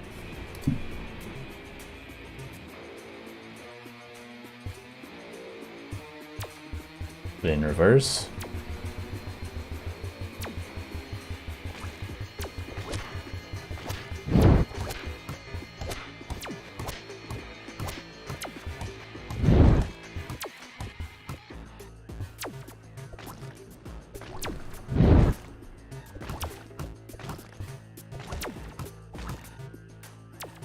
It'd be nice if there was a marking somewhere on here for where, like, stop is. I hear someone being attacked, but I don't see demons. Like, there's the... It's not the triangle anywhere. Oh, okay.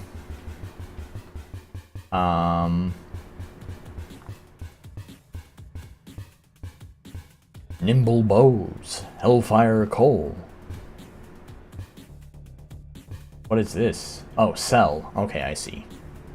Hauling capacity. I see. But we're not there yet. We don't need hauling capacity yet. Enemy animations would be cool. Yeah. To be fair, like I said, I think this was a Game Jam game. I don't know how much time they had, but I'm certain it wasn't a lot, as is typical with Game Jam games. You know, art and music is going to be a little bit limited. I don't hate the concept, but it definitely has, like, a long way to go. This definitely does feel kind of like a proof of concept right now.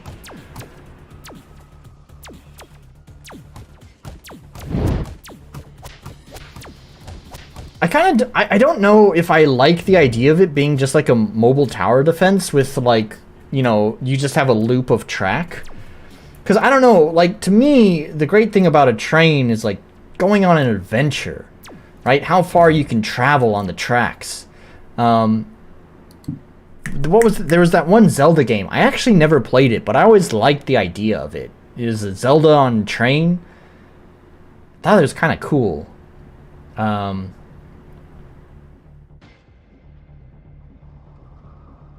think as a Game Jam game, it's definitely fine for trying out.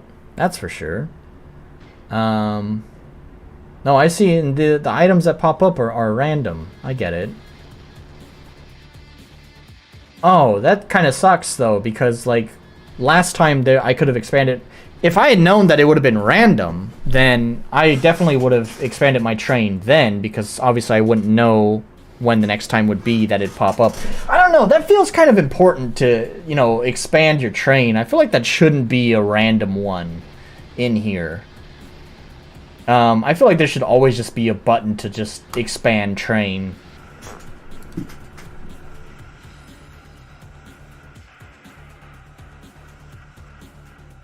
Guess this is where I need to be. It looks like this is where they're coming from.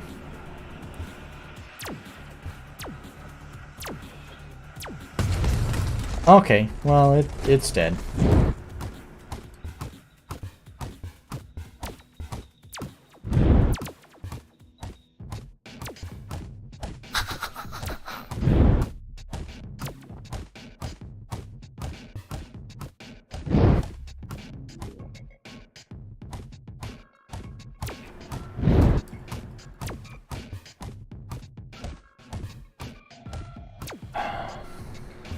Oh, that's a big guy. He looks jaunty. He looks happy.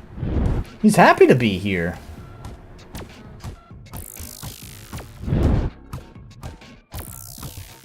Yeah, that tower's gone.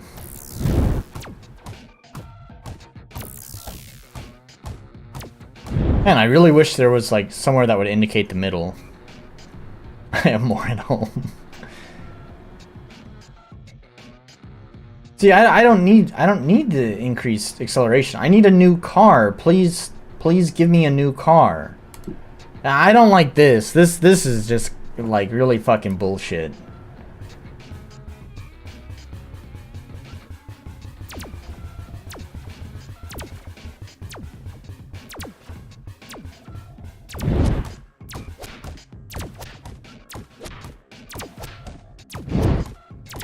Oh, he's just going for that one.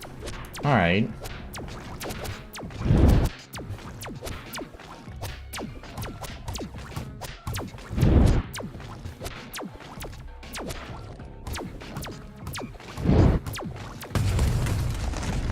Why did one get destroyed? Did one get destroyed?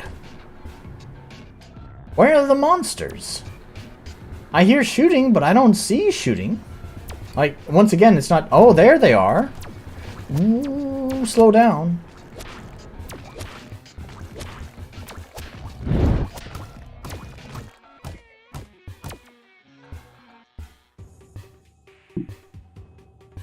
There we go. Now I can get hauling capacity.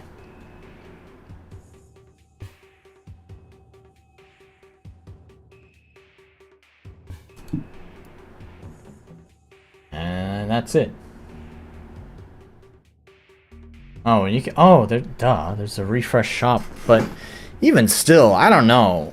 Like, I appreciate that being there. It would just be nicer if I didn't have to gamble on getting the expand car thing to show up hauling capacity.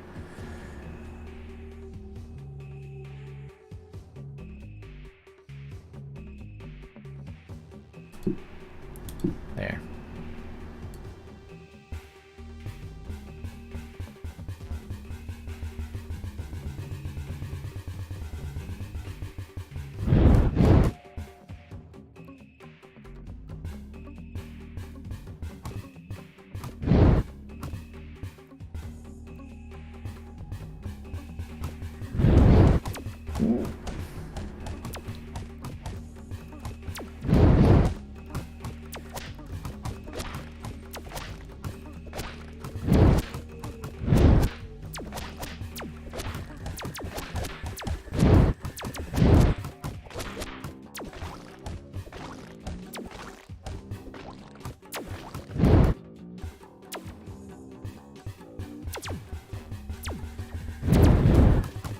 Ooh, there we go.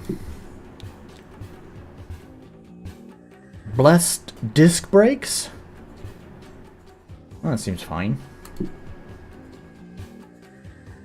Well, let's just leave the rest on there. Save the money.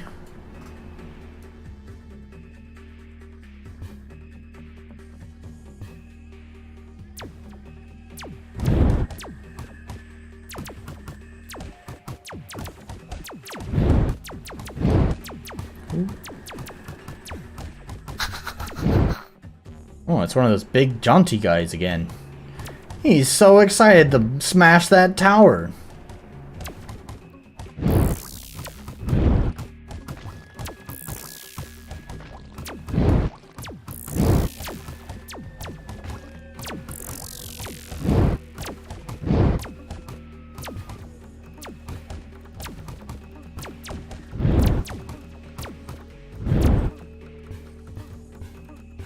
There we go. It's done.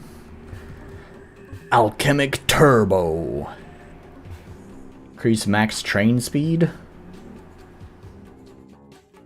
Better pick up that hauling capacity. Don't want that to disappear.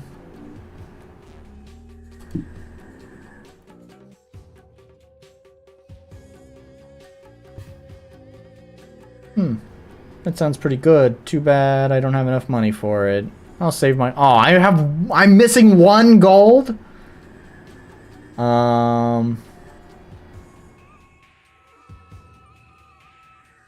Let's sell off one of these archers then. Buy the sharpshooter. There we go. He's so happy to fuck stuff up.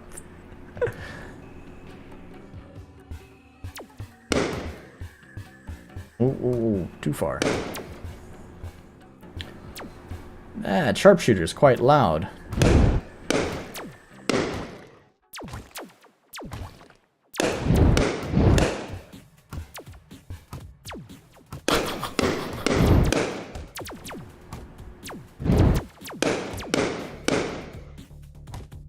Did you get the big guy, please?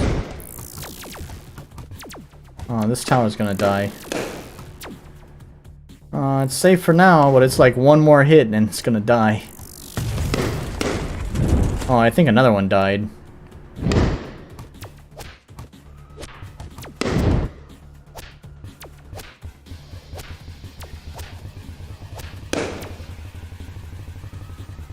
Okay.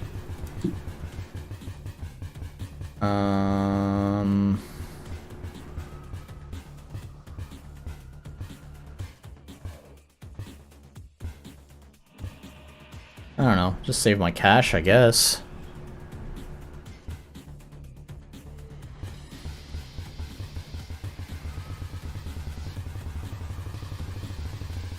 Damn, this train can fucking haul ass.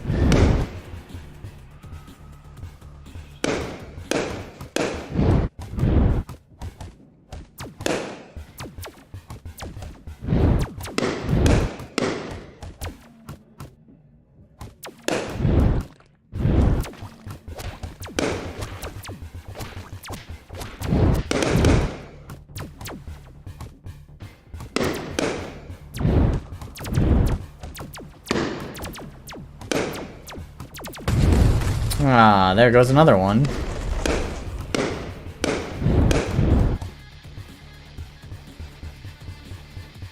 Okay.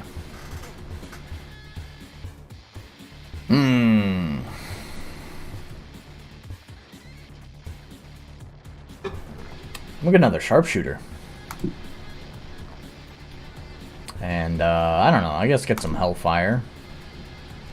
Slightly faster acceleration. Do I feel it? Not really.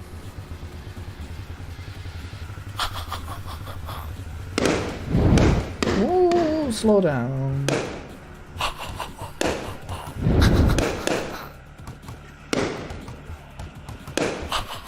I think there's the jaunty guys that laugh too. See? They're so happy to fuck shit up. I think this is kind of the end too. This is a lot of these big guys.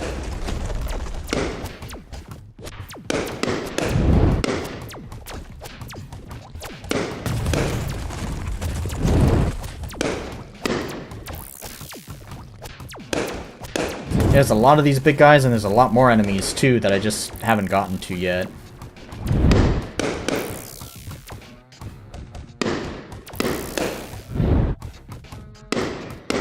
Oh, it's quite loud for you, huh? Let's turn that down. The shots from the fucking snipers are really loud. Anointed aim. Sure. And sure, more hauling capacity. And sure, more acceleration. Let's go! Backwards!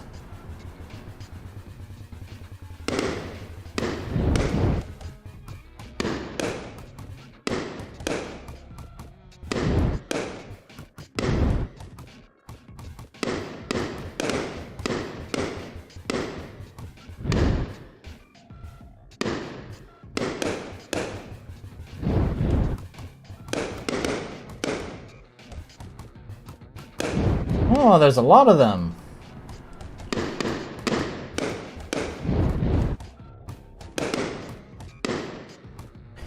Need to get caught up with the horde of demons here.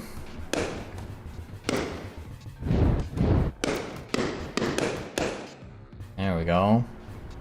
Backtrack a little bit. That's it. We're doing all right. How many crossbows do we have? Just one.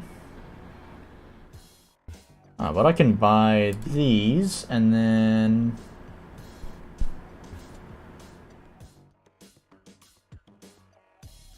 well, I can buy more crossbow dudes, just like that. And some hauling capacity. There we go.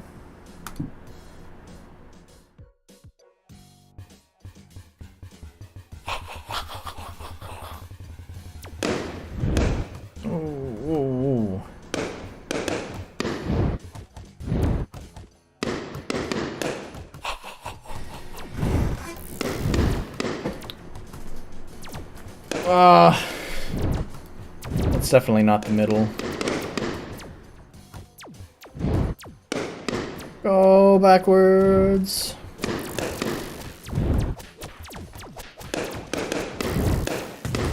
Well, there goes that tower. Alright.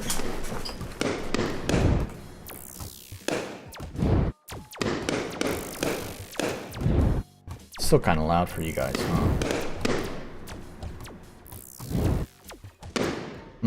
Not a beer. Victory! The demonic army has been vanquished! Huh. I just sort of thought it would be just unlimited levels, but just every time it would just add, you know, just spawn more demons until, you know, game over. Anyways, well, definitely didn't need a full 30 minutes for that. I don't know, pretty cool concept. Might be worth trying out. You got some builds, you know? Maybe you could do it a little bit better. I feel like I lost a lot of towers on that. I definitely didn't know what the fuck to do at the beginning. I didn't realize that they shoot automatically. I didn't realize it was a tower defense game. So I didn't know what to do, and I didn't know where the enemies were or what I was doing there at the beginning, so... going back through, with a little bit more hindsight, I could probably do a better job, have more towers survive. But, yeah, I don't know. It's a cool concept. Like I said, the concept itself is fine, and if a game was made just like that, like a full commercial game with a little bit more depth, a little bit more variety, I could definitely see it being worthwhile purchase, a pretty fun time. However, I do think there is room for, you know, like I said, an adventure train game. There was Choo Choo Charles, right? I never played the game, but I kind of like the concept of it. If it wasn't just such a small little indie game. But you know, you have your train, and your train almost kind of acts like a home base too, and you get to use it to travel around this island. You get to move to different stops. You kind of have an adventure. I'd really like to see something where you get to really feel like you're traveling long distances. The one thing with Choo Choo Charles where it doesn't quite scratch that like train adventure itch for me is that it's just that same island that you're just doing donuts around. And I think it's a pretty big island. I don't know, like I said, I've never played it, but I watched a playthrough of it. It's a pretty big island, so it's kind of there, but you don't see like the change in the environment, and you don't, I don't know, you don't get to feel like I've traveled so many miles away from home, you know. I don't know. I would really like to see the Infernal engine take an adventure into the demon land, you know, and wipe out the demons right at their home, traveling deeper into the seven circles of hell, wiping out the demons along the way. So, anyways, as far as the concept goes, pretty cool. But it's just a concept. Polish definitely was lacking. Accessibility, whoops. Accessibility lacking clarity. It's fine. I was a little bit smooth-brained there at the beginning, but I think that's on me. I don't think that's on the game. I think the game explained itself pretty well.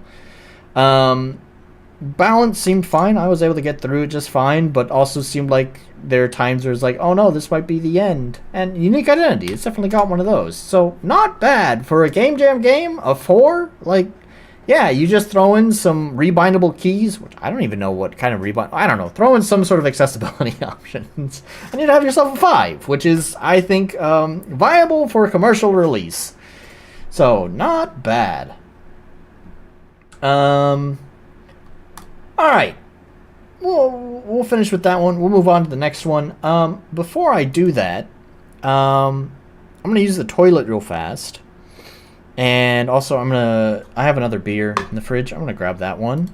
It's a tall boy. I don't know if I'm going to drink a whole tall boy for the rest of the stream. So I think a lot of that beer might go to waste. But at least I'll have a beer here. So we won't have to worry about running out. I don't have my fiddle music queued up. Sorry about that. So we have to take a moment here and find it and queue it up. Audio collection, MP3. I mean, we could do the WAV version. The WAV version would be fine too, but whatever.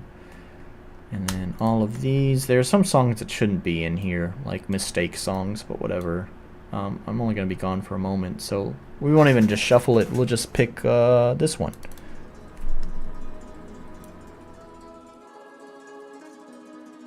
How's the volume? A little bit quiet. Turn it up. Alright, I'll be right back.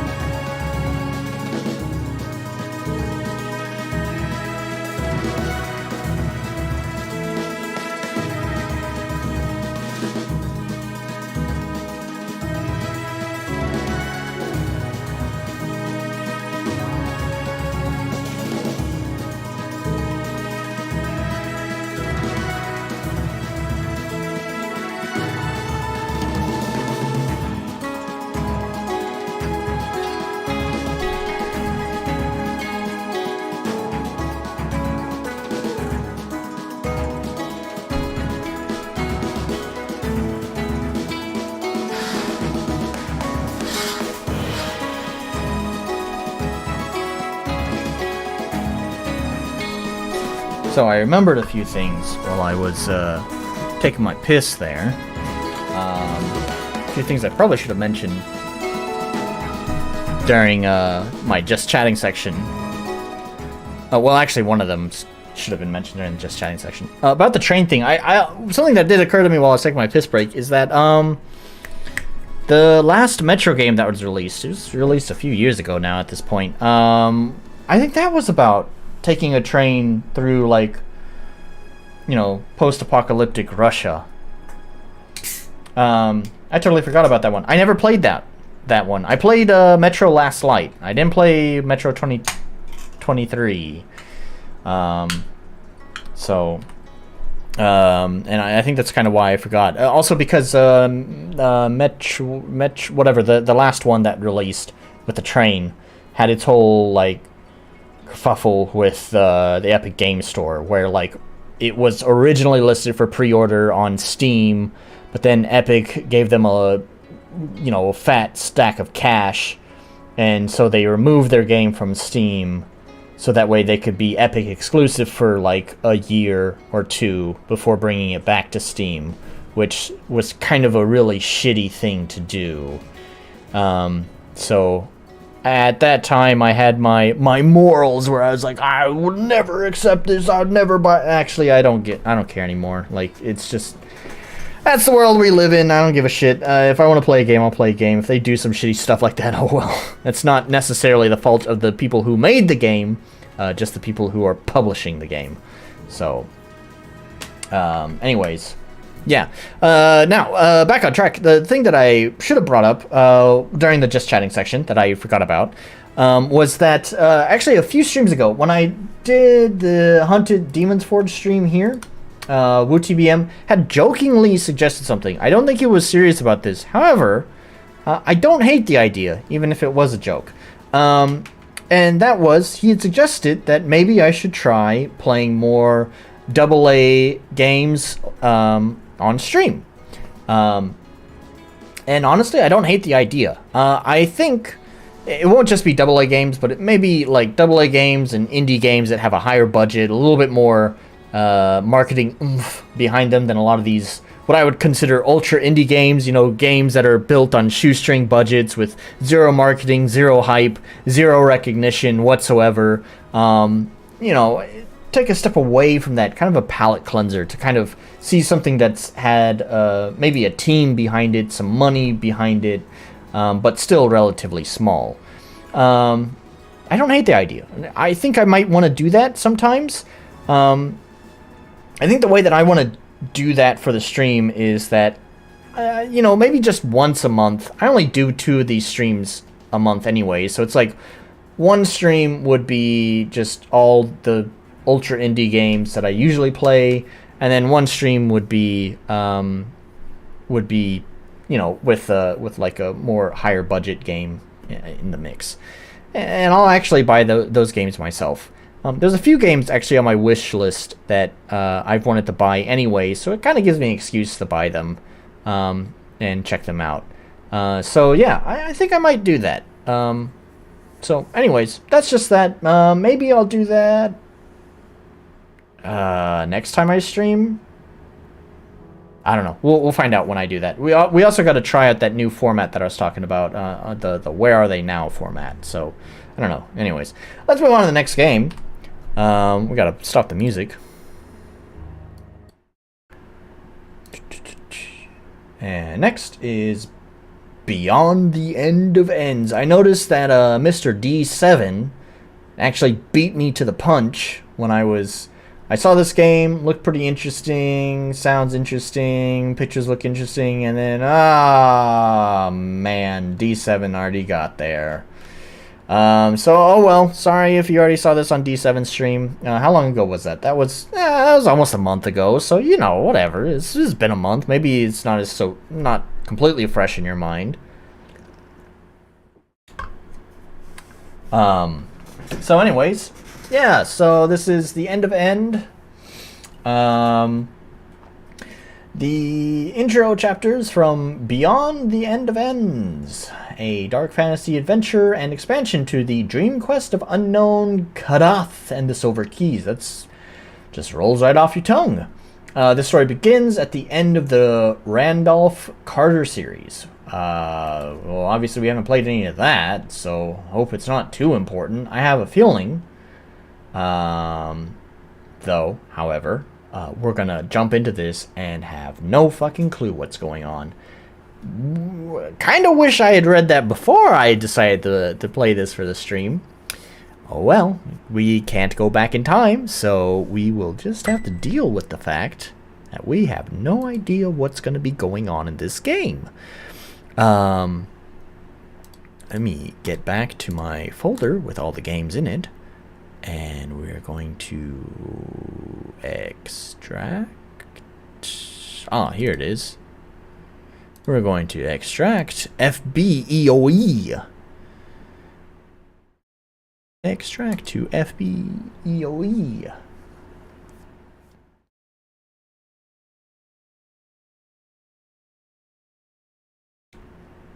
And it looks like it's an MV game.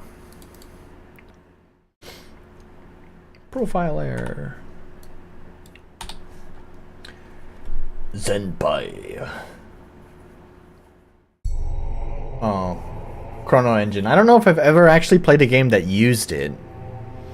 But so far, implementing wacky, non-standard combat forms in RPG Maker has not left a good taste in my mouth with tactics games, at least. None of them have felt well implemented. I don't like how he's hidden the options down here. And I don't know what it means by awaken. I think in fact, oh look, he's using FPS sync. Get rid of it. It doesn't do anything but cause problems. Look. Oh, you can't look. Look. We have fine frame rate, and then we do this. Oh.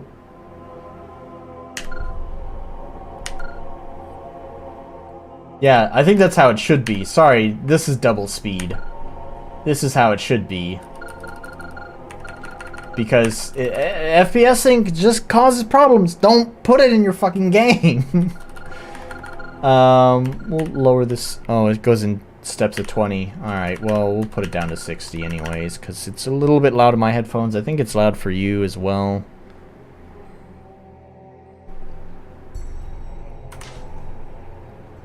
Yeah, anyways, not a fan of them hiding the menu options, and I've mentioned in the past, too, that I don't like it when people get cutesy with their names for commonly established UI stuff.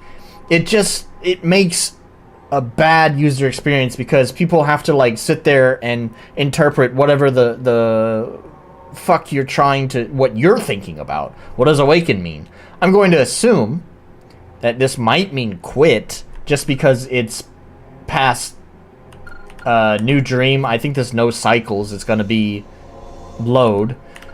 So it's past the new load and settings. So I'm going to assume it's quit, but I don't honestly know. I'm just making a guess. It is. So, we're going to count that actually, by the way. I forgot to start the timer, but we're starting the timer now. So, yeah, I don't like this. This is bad UX, I believe would be the correct term. Don't do this. I know it's cute because it's, oh, everything's thematic, but no, please don't do this. Welcome to the end of ends. We have been expecting you. We know why you are here. This has all happened before and will happen again. A fragment of recurring dreams. Dreams that feel more real than reality. There are some truths in fiction.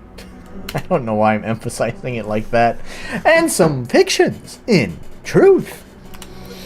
Oh my god. The key is as lost as the dreamer. Everything's kind of wobbly. Ah, this feels familiar. I'm certain this is the place for my dream.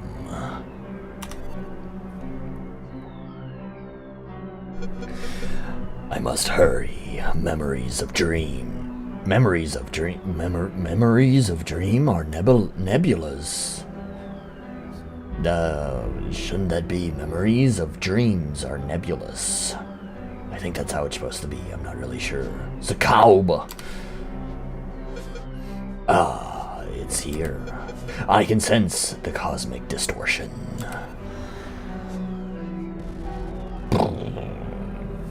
That's actually a pretty cool animation they got going on there.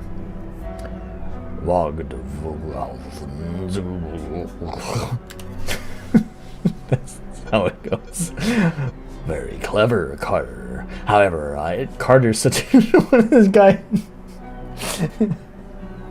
Carter's such a generic name. It's just English names. There's nothing wrong with this. It's kind of funny because we have like Zakauba, and then he was like chanting some whatever, like, you know, whatever nonsense earlier, and then just Guy here, Carter. Very clever, Carter. However, I have dreamed your memories, now to use them against you.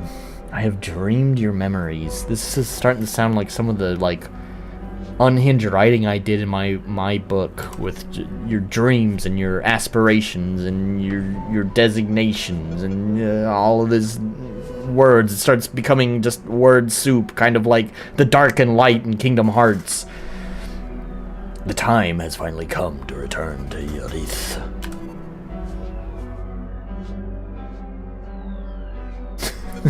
I don't know what it is. This looks kind of cheesy to me. Anyways, I'm uncertain of my exact chrono coordinates. I have no choice but to use the time ritual. Then you just have some RTP. Boom.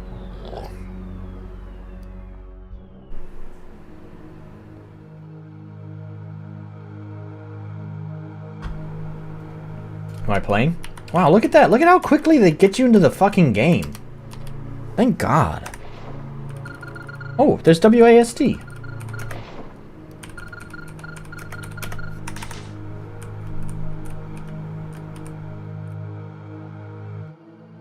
Really don't like how fast Always Dash makes it move.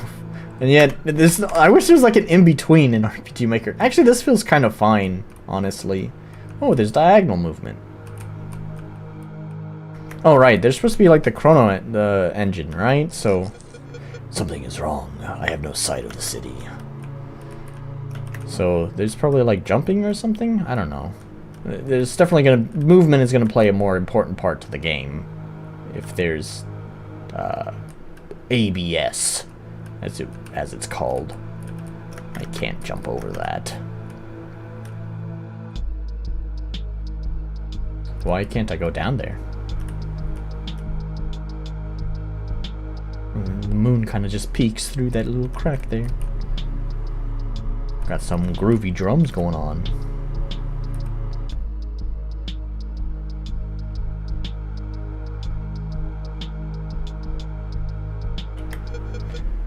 Temple statues are in ruin.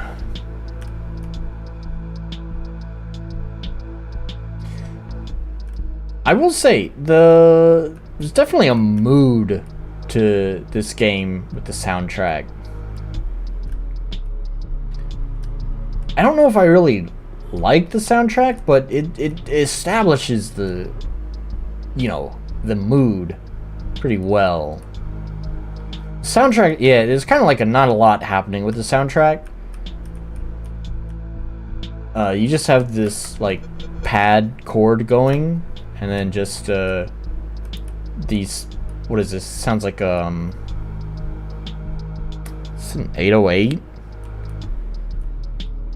I think the 909 has a little bit more body to it, a little more dunk. So I think it's an 808.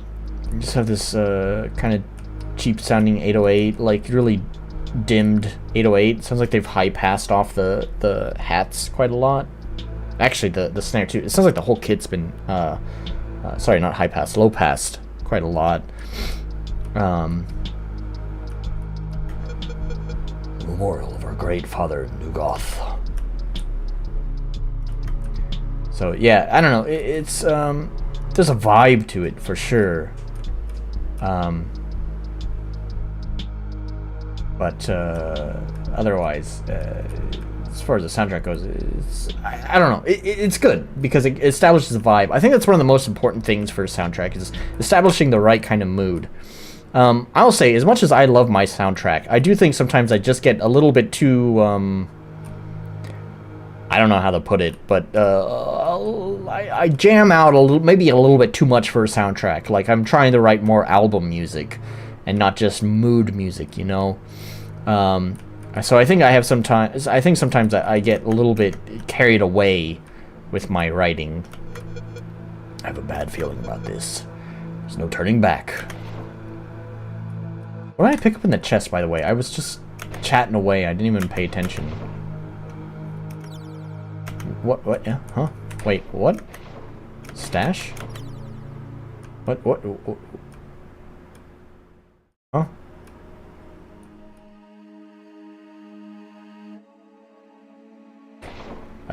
Did Stash do that? I think that's just the game changing, right? Huh? What the fuck is happening? Oh, I see. Oh. What the sorry, that's a little bit of my smooth brainness, but there's no like window or anything to pop up that like indicates, oh hey, that's that over there now, right? Yeah, this game's got some UX problems, I'm gonna say, some UI UX problems. I don't remember what I picked up. It's probably one of those herbs that I just wasted. Maybe it's the herb that's making me high here. Whatever.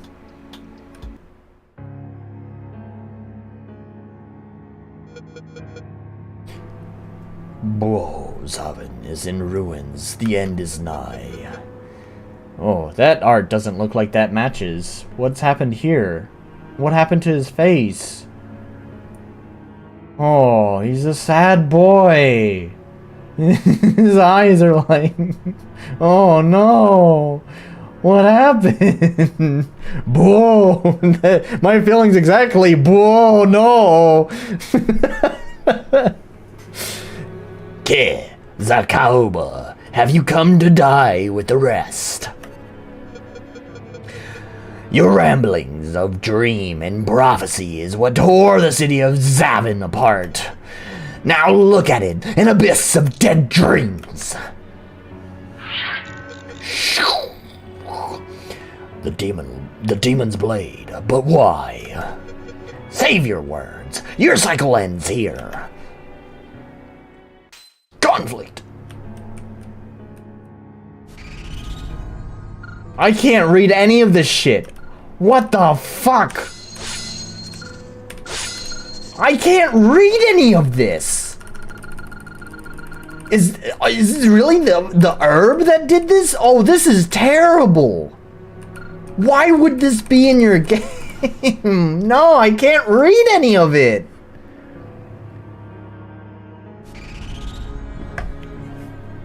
I don't know. I want to assume this is probably supposed to be a fight I'm supposed to lose anyways. It just kind of feels like it.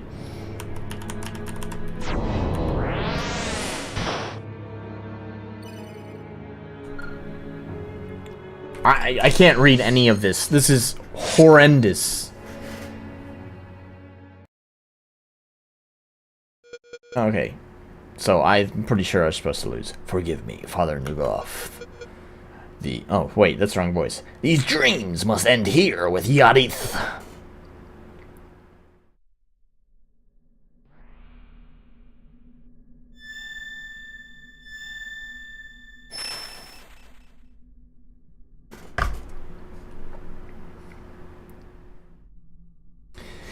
I also don't know if I'm really a fan of them. Like, if I did, I was too busy talking, so if I'm wrong about this, then my bad. But I don't. If I did actually receive the healing item before that fight, I feel like that's really shitty because that makes it feel like you know, this is the problem, right, with scripted fights that you're supposed supposed to lose, is that you never know if that's what it's supposed to be until it happens. And so you might sit there and use all of your items and fight really hard, only to realize actually you just wasted all your items because the game has decided, no, that's where you're supposed to lose.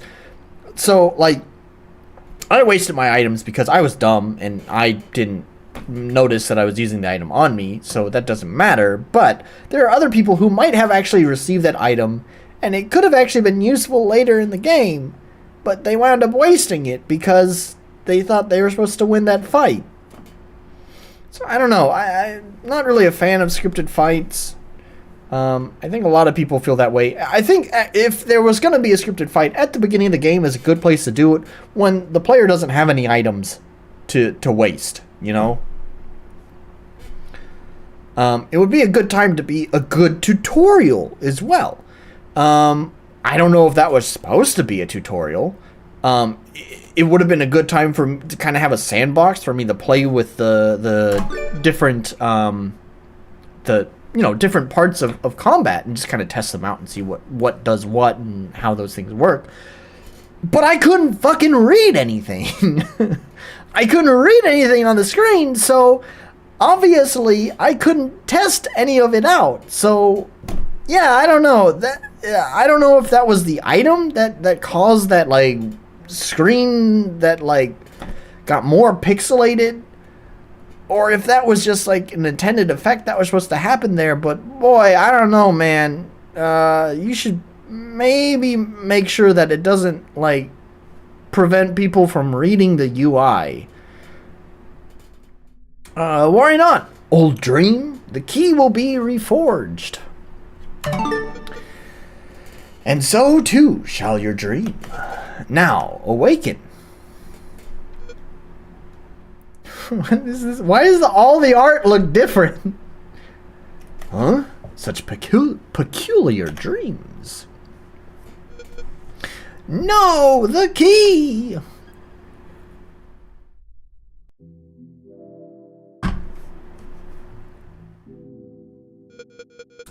Oh, great dreamer of prophecy, you're finally here.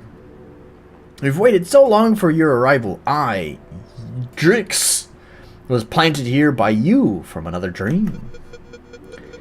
You see, this was all part of your plan to help you remember who you were and will be again. You knew something that this might happen. Did I misread that? What? I'm lost. What plan? Where am I?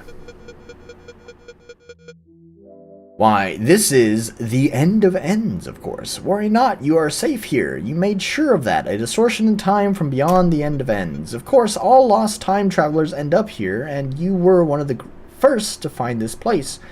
Worry not, great dreamer. I know your path well. This actually kind of reminds me this story concept, or what this sounds like, of Blue Reflections. Always got to give this game a shout out because I love this game. It's got problems.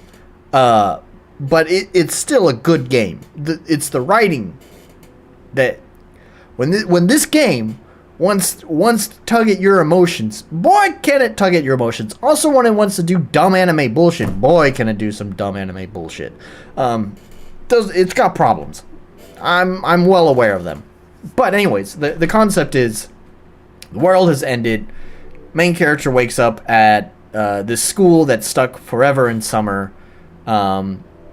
And it's surrounded by water on every side, and it's because well, it's like the last haven at the end of the world.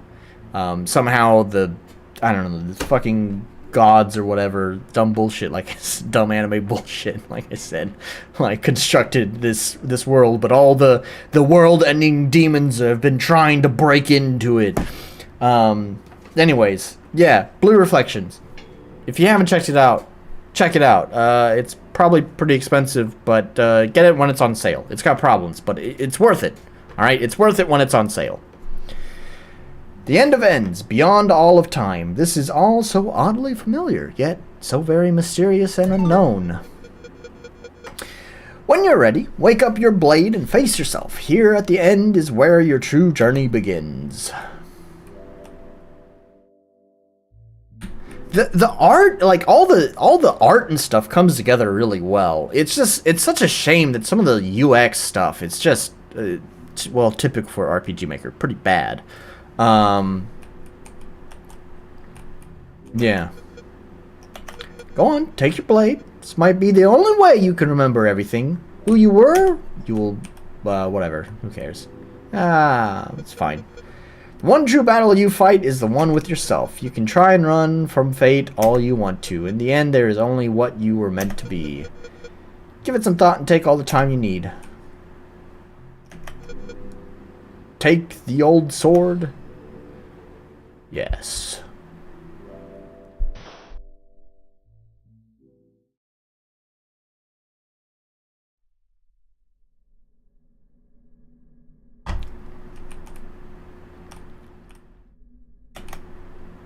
I guess I'll take the sword again.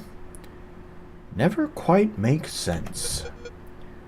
We are but fragments of who we were. The echoes of time calling to us.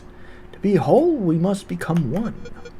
After everything that has happened, there is still hope to see things right. Even now, the truth continues to elude us.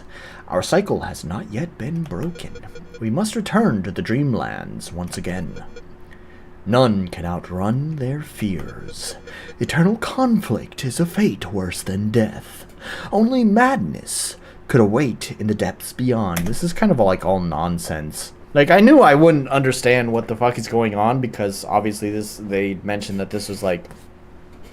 Yes, it seems our dream quest is unending. They had mentioned that this was like, you know, picking up after some other game that I never played left off, but yeah, this just feels like word soup, like pseudo intellectual, like waxing.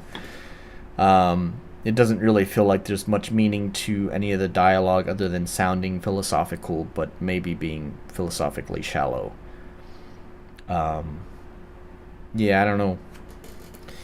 Yes, it seems and the weird capitalization of nouns. Why is it all like this? It's the fucking Destiny thing where you have the Traveler and the Darkness and the Light. Stop it! Anyways, we alone cannot stop the chaos that is to come. We must unite and find the others. I suppose there isn't much of an option. It should be an option, not a option. It's time we continue these cycles of dream. These cycles of... See, here, if you did the random capitalization, then it would probably be fine, because dream would be... If it was capitalized, then it would be a proper noun, and you don't actually pluralize a proper noun. So, cycles of dream would make sense, but it's not capitalized, which means it's just the standard noun of dream, which means it should be plural, with an S. Cycles of dreams. Continue these cycles of dream. Although that sounds weird. I don't fucking know, man.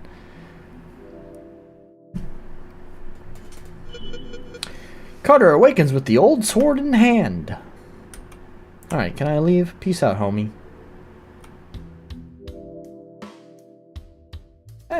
It's nice that they added that in there. That's a nice little, like, evolution of the theme. I like that.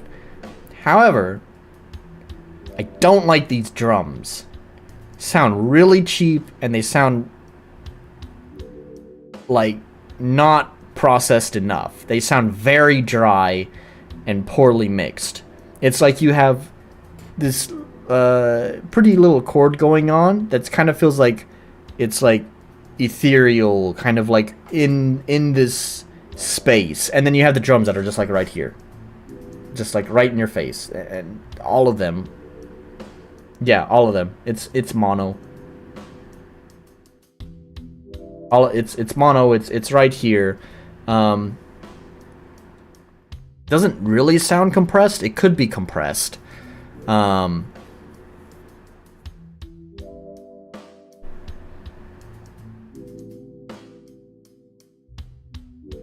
It might have, I think it has some compression, but I think that's part of the samples. I don't think he actually compressed it himself.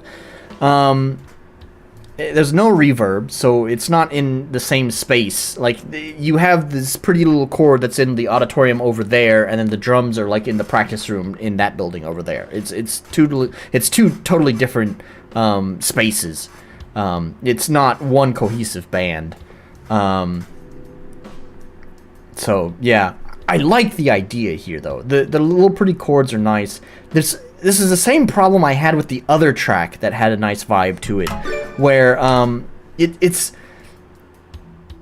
like a cool idea, but that's all it is for the music. And I see this a lot with like RPG devs, where they actually write some pretty cool ideas, but it's like a 30-second loop. They don't do anything with it. It doesn't go anywhere. It's like, well, that's a cool idea, but where's the word? Why'd you stop? Where's the rest of it? You know?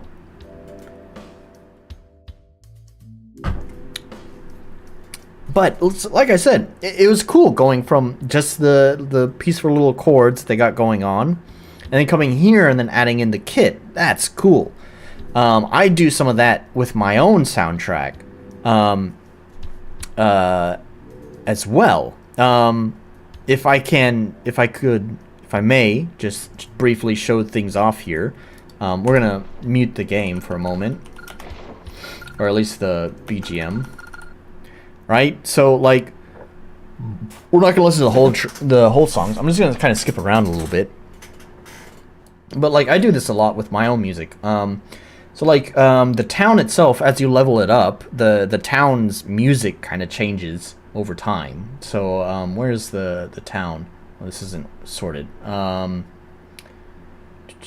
Here we go. So it starts off with just like the violins and piano. It's all very quiet like this.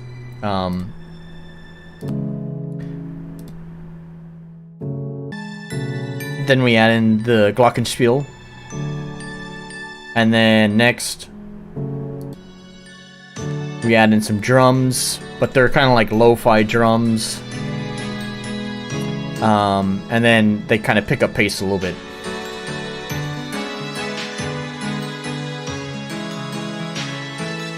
Right, so it kind of evolves over time. I did something similar as well. Another thing that's going on is the tempo also changes as well. There's small tempo changes with each step.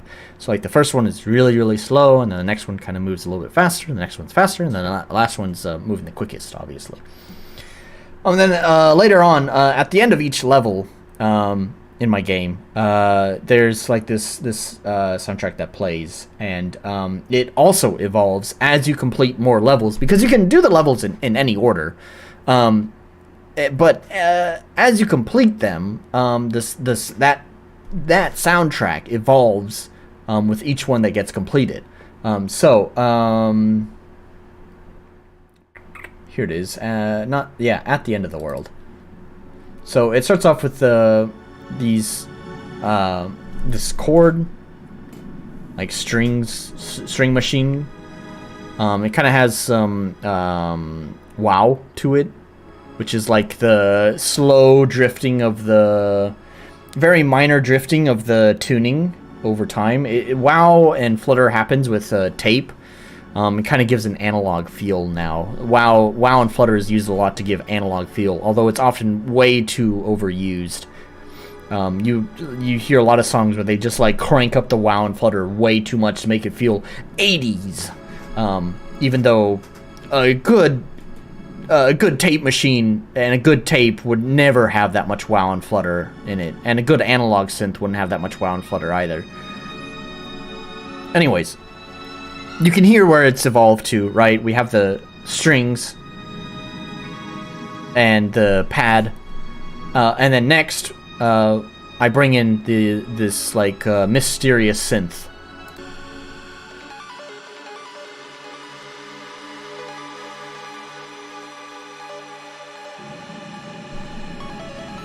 And it kind of sounds like, I would call it like this airy screaming.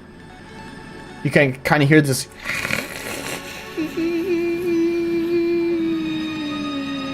I don't know. I can't reproduce the sound with my voice, obviously. But anyways, and that's actually created by the synth with just some really, really wacky reverb reverb and delay in combination, just kind of interacting with each other, and with the natural wow and flutter that was present in that synth.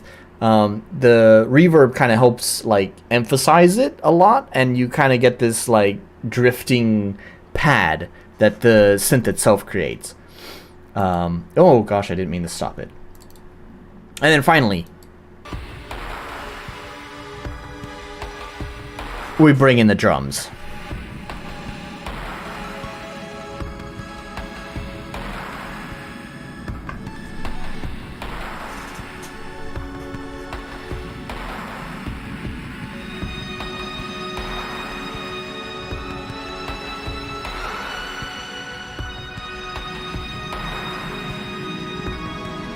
Anyways, right? So, anyways, I get what he's doing there. I like it. I just wish it was better done.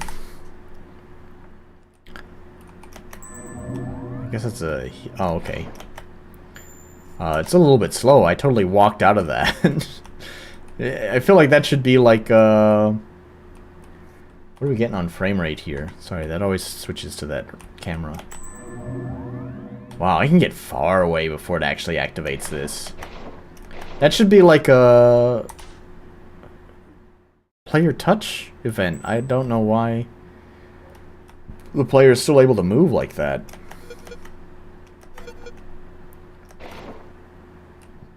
I don't know what that did. Sure. Oh. Oh, okay. The name is Sage, but you can just call me Gramps. It's okay, I can understand if you don't remember me. In any case, welcome back to the End of Ends.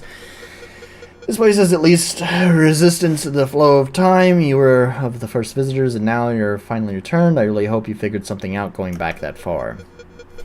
If you're here now, then that means there's something that has distorted the very fabric of time. Fear not our many fates, old dreamer, but fear not our many fates, old dreamer, but the longer you stay here, the harder it will be to alter time. As always, the pillars of light will lead you to... None of this makes sense. Is this because I didn't play the other game, or is this just another developer who likes to write ambiguous stuff and just, ooh, read the wiki to find out more? I didn't feel like taking time to explain stuff and introduce you to my game. Welcome, old soul. This definitely feels like it might have like a Dark Souls influence. A lot of people like to try to copy that ambiguous storytelling. I'm not a fan.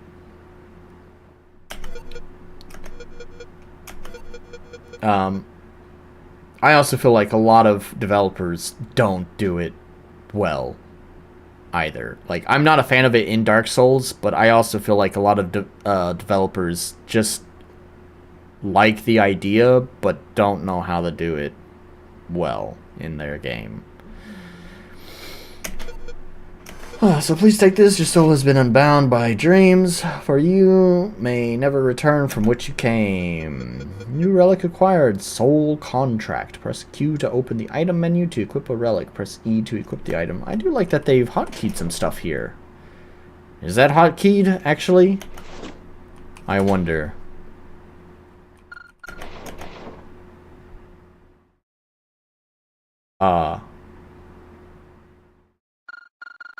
Wait.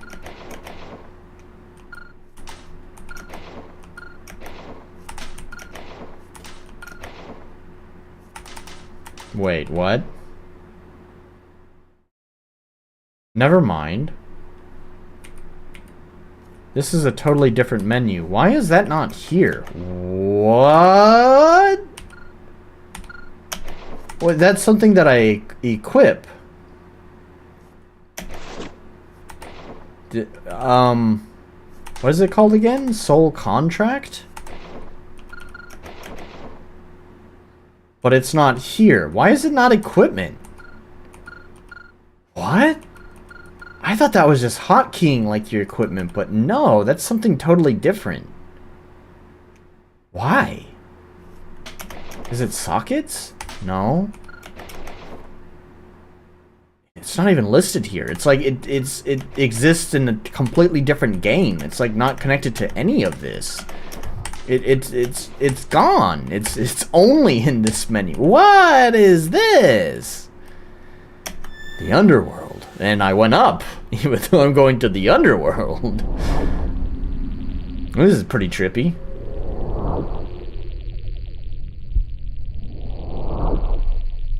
And a little bit long. I feel like that was pretending to be a load screen, but I know RPG Maker. You didn't need to be in that for that long.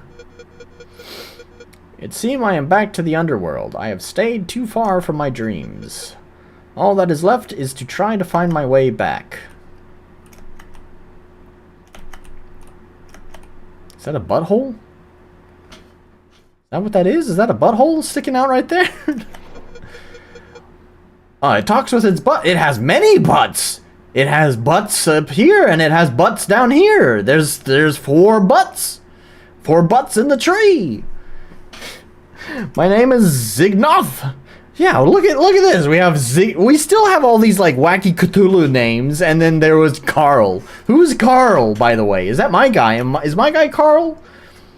Some say my dreams are false, but I prefer to think of them as lost. Yes. Lost dreams. Fleeting and brilliant. Why, what is with the random capitalization? It is Carter. I don't know. None of this makes sense. All of this is nonsense. It's just, yeah, I'm not digging it. You don't want to introduce me. You don't want to give me any information about your world. Fine. I don't want to read about your world.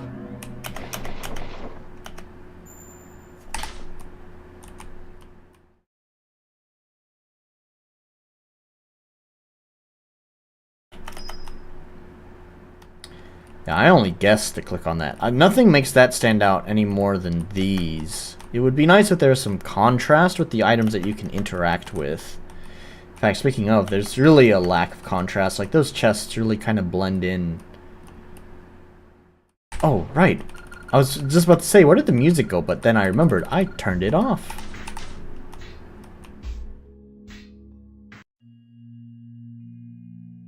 Oh, we're doing an overworld thing. Alright, right on. Are there random encounters?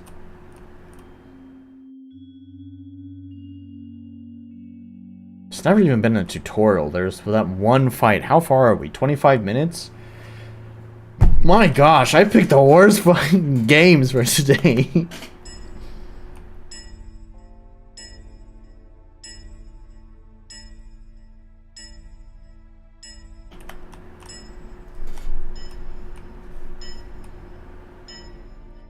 I like that he has more animations on his walk cycle. That's nice.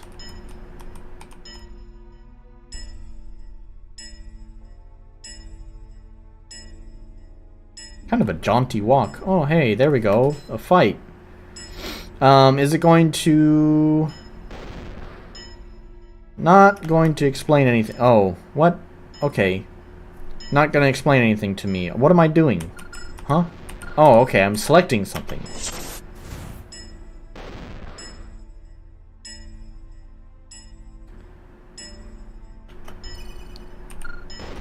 Attack, arts, weight, item... I don't know, attack, I guess.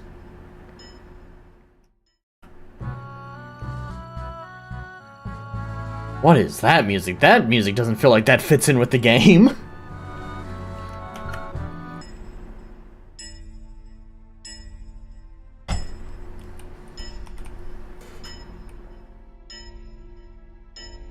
I don't know if that... I think a lot of this music is original, because it sounds... I mean, I guess I've kind of been an asshole this whole stream. I don't mean to sound like an ass, but it sounds kind of amateurish. Which makes me believe that it is done by the developer, which, by the way, I think that's good. Too many RPG Maker devs just, like, grab whatever, like, music from wherever, and it sometimes is just some of the most ridiculous, like, overly dramatic music for their funny little, you know, pixel art game. I feel like with the developer actually writing their own music, they're able to create a much more cohesive sound and texture to their game. Do not underestimate the value of music, right? Being able to do this for their own game really goes a long way. So, don't take it the wrong way when I say it sounds amateurish, but it does. So, if they wrote that little victory jingle, then what I would say is to make sure to create a cohesive theme is make sure that you pick what your instruments are. Have a set of instruments and say, these are the instruments that define my game. And now you can have some, wild cards to throw in the mix occasionally, but always include those instruments. So that way it always feels cohesive. Or if you have a certain mixing style, make sure that you also always mix that way as well. Just make sure things are always consistent to make it sound like it's coming from the same, source.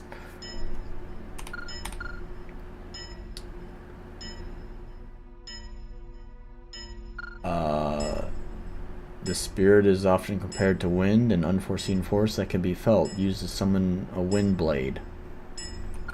Neat. I don't know what that means, but okay.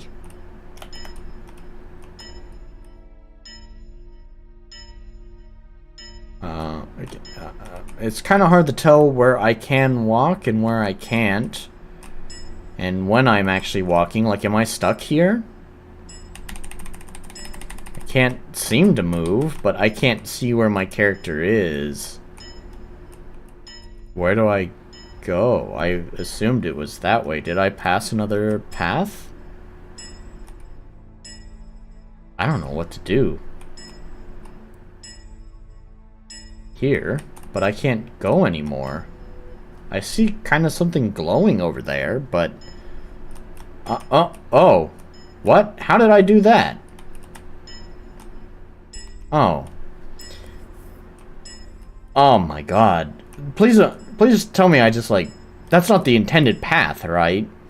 There's actually a more obvious path, right? This is not...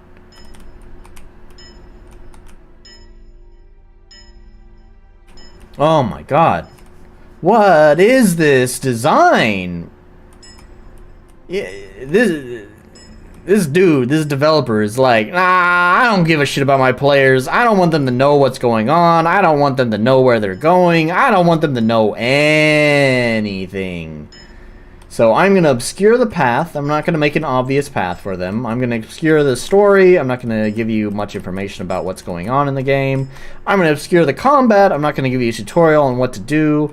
I'm going to obscure all the UI stuff. I don't want you to know what you can do in this game. I don't know. There needs to be a major overhaul to how this game plays. It's got the vibe right? Because oh, that just happened. The art I think is pretty neat. The music it creates a vibe, like I said. It's got a vibe going. It's not something I would listen to, but does it work in creating the right feeling for this game? Yes, I think so. But, oh, and I'm dead. How much time? Oh, I'm over time anyways. Yeah, I don't really want to play this. It spends... Yeah. Death is not the end, but it Death is not the end, but it ends. Right on, man. Way to contradict yourself. Right on. I think that perfectly kind of sums up the whole experience. Death is not the end. And the game ends. It's just, it's like all that text, all that like pseudo-philosophical stuff that had no explanation behind it, all these proper nouns, weird capitalization getting thrown out there that just doesn't introduce the player to anything, doesn't care to introduce the player to the world whatsoever. Yeah, that's just like the perfect summary of that. I don't know. That game, to me, has a lot of problems. The vibe that it has should not be understated, though. it's got the right vibe. I'm just gonna jump right to unique identity and say for sure it's got a unique identity because it nailed the feeling, I think. But God, it is missing it needs a lot of work. It needs a lot of improvements for the user. This feels like a very much a dev's game. Like, I made this game and I made this game for myself. You are not me, so you cannot play it because you don't know who I am and you don't know what's up here. And unless you know what's up here, then that's the only way you'll understand this game. So yeah, I don't know. Oops. This should be a 0. So yeah, I don't know. The UI stuff has a lot of problems. There should be some more feedback. Like, that death happened really suddenly. I don't know. A low health indicator might be nice. Especially since, like, I don't know. I don't know. A low health indicator. Let's just leave it at that. There's that weird, like, relic thing that had, like, no relation to the rest of the player menu. It's so weird. Why is that, like, a completely separate menu when the player menu controls every other aspect about the player character? But then you have this one menu that controls a completely different aspect about the player character. Like, there's just all sorts of, like, weird UI stuff that's going on that just, like, really ruins the experience for players. It does kind of have that kind of vibe where I'm going to say this about the tutorial. Do I think it should have a tutorial? Yes, but with a big asterisk. Because it kind of has, it's that kind of game that has a vibe where I feel like a tutorial would kind of almost ruin that vibe. So, as the developer, I would take very careful consideration with how I introduce mechanics to players and when I introduce mechanics to players. And I would make sure I would give them a sandbox to test those things out without worry. Like I said, when we had fought that boss, that's a perfect time, as it's a perfect sandbox for players to test out how things work in the game. And that way, you wouldn't need to create a tutorial, so you wouldn't have to destroy that vibe. You'd at least give a chance for players to kind of test out what's in the game. But that obviously wasn't offered. So, yeah, let's go through this. Polish is definitely missing because there's, yeah, by the way, the navigating the levels needs to be considered way more. Because having to, like, fumble around behind a tree where I can't see the character and just so happen to accidentally press diagonal movement, which I kind of forgot was a thing in the game, just so happened to get me to where I wanted to go, but even up or left wouldn't move me. And there's no clear path. Again, sorry to bring up my own game so much. Like, I brought up my soundtrack, and now I want to show off something in my own game. Do I have Steam open? I don't even have Steam open. Look at my greasy face for a moment. I wanted to bring this up because there's a dense foresty area in my game, as well, where I also have, like, very narrow paths that kind of go behind trees, and I make it I feel like I've made it very clear to the player where they need to go. I can see the possibility of maybe some players getting lost. I'll look into maybe making it even more clear. But either way, making it clear is important. So let's drop on down over here to the rope room. And you can see this has been done very deliberately. We have these dirt tiles, right? And you can see this tree kind of crosses over, but this is a main path. Like, the player needs to go here and up here. And so I've made sure that this dirt tile looks continuous as it moves through here. So it kind of helps indicate to the player, hey, by the way, you can walk through here. Here is not the most important place to do that. However, you can see here it does become a little bit more important as it gets quite crowded behind this tree here. So I've made sure that that path is continuous through that. I do kind of feel like right now it's still kind of hard to tell, so what I might do is take this tree right here in the front and move it down one tile, so it's only the top of this tree, so less of the path is being obscured, so it's a little bit more obvious that the player can move through that. Either way, it's these kind of small things that help indicate to the player where they need to go without giving a glowing breadcrumb trail. Anyways, let's move back to grading here. So polish is a 0. Accessibility is a 0. Did it have WASD? I think it had WASD, but it didn't have rebindable keys, which is a problem. It's the same thing I talked about with the Wonder Girl Nekoashi whatever thing. Clarity is a 0. Balance is maybe a 0. I don't know. We didn't do enough combat to determine it. I'm gonna leave it at 0 though. So 2. That's a pretty poor grade if you ask me. So yeah, it's got a long ways to go. The vibe is right. The art is right. Basically everything else that makes it a game is not right and should hopefully see some major overhauling to it whenever the dev gets around to it. All right. Oh gosh, it's so late. Chat's been pretty quiet. I'm guessing Wrath of Wood checked out. It's been a quiet stream. So let's just get to the last game. I know my archive viewers always, you guys always watch the full thing for me. Thank you so much. All right, so last is gonna be Denko Chaser. Damn, I had all these tabs open, but I had to like install some stuff and restart my computer earlier, and I closed out of all my tabs and lost the tab. I just wanted to mention, this is totally minor, but something about this logo here reminds me way too much of Freedom Planet. And I had a tab of it open. I actually was looking at the Freedom Planet logo earlier, and actually it seems like my memory might be wrong because it doesn't really look like that. They do have like a planet with a ring around it, but it's kind of like integrated into the text logo itself. I could have sworn there was a purple planet with a ring around the planet itself.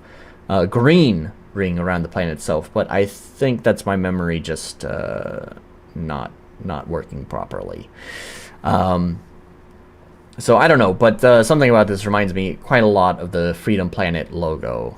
So just fun facts.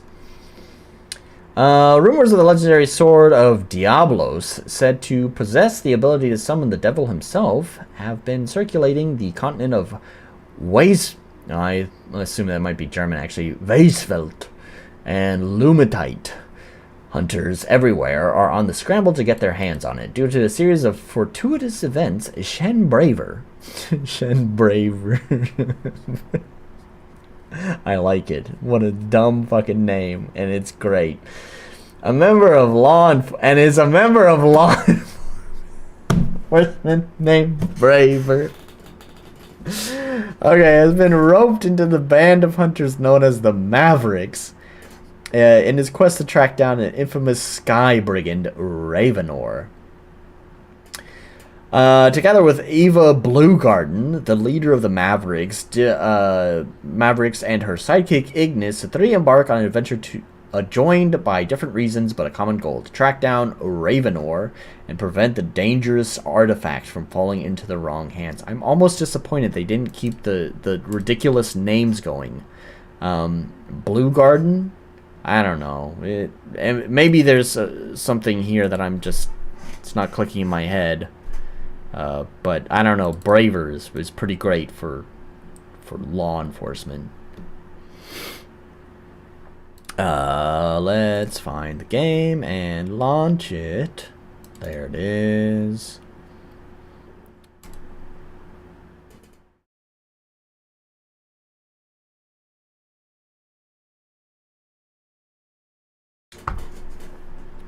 Denko Chaser. One thing I Game by Shimo Nomura. Oh god. Oh god, it's just going right into it. I don't like it when games do that. It's loud. Let me go to the options menu and turn shit down first.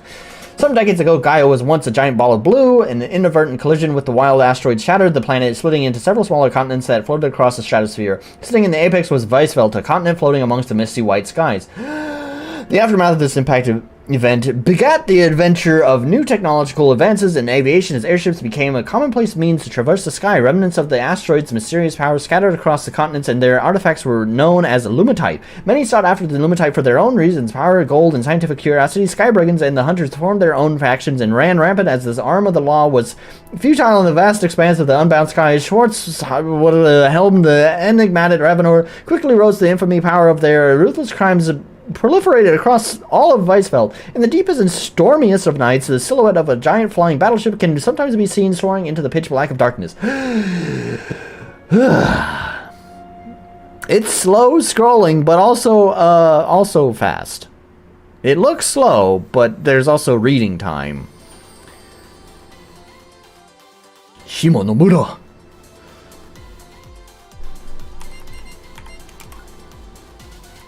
Oh, they have turned out. Why was the beginning so loud?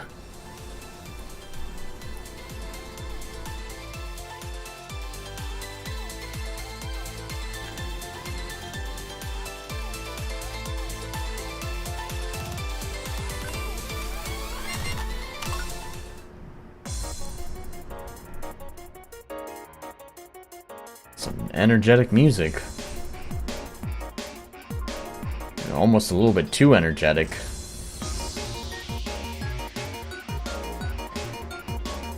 We're another 3 clicks away from the mission objective. Brace yourselves for contact anytime now, squad. It's about to get heated up in here.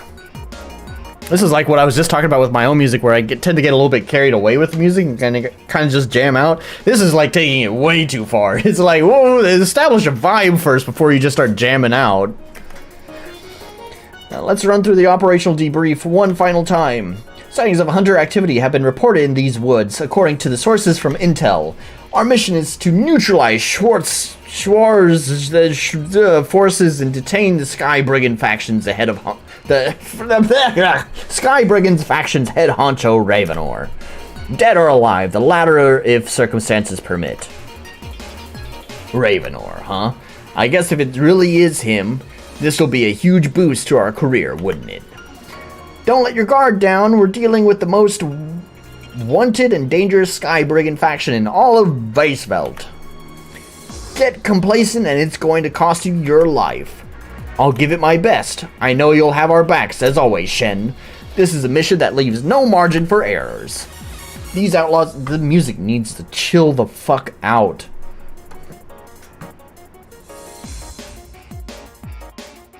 These outlaws have been terrorizing the realm for far too long. It is today that we bring down the hammer of justice on them and put a stop to their misdeeds. Sir, alright. I'm getting all fired up too. Let's do this.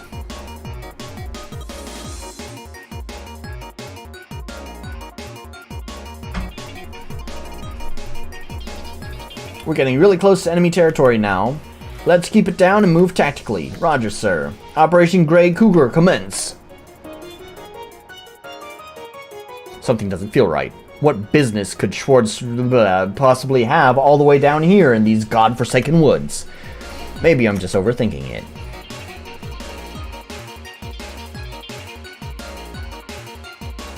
Am I already playing the game? It's not WASD, but yes, I am. Alright, nice. Well, that is... Those are some pixels. My god. What is this mass of pixels here? It looks like dog vomit. Like, here's like the soup, and this is maybe some meat chunks here, like some chicken chunks. Actually, this is more like the reflection. I don't know. This is my god, those are some chunky fucking pixels. And this music, oh my god. It is... This music has been compressed to fucking hell. Is what this is. They just... They took that limiter and they just fucking smashed that threshold down on this. Just crank it.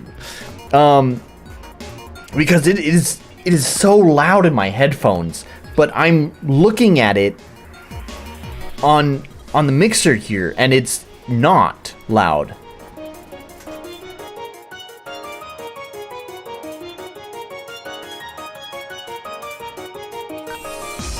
Alright, so there's no WASD. Alright. Can we interact with this crow? No, he just hangs out there. Just chilling out.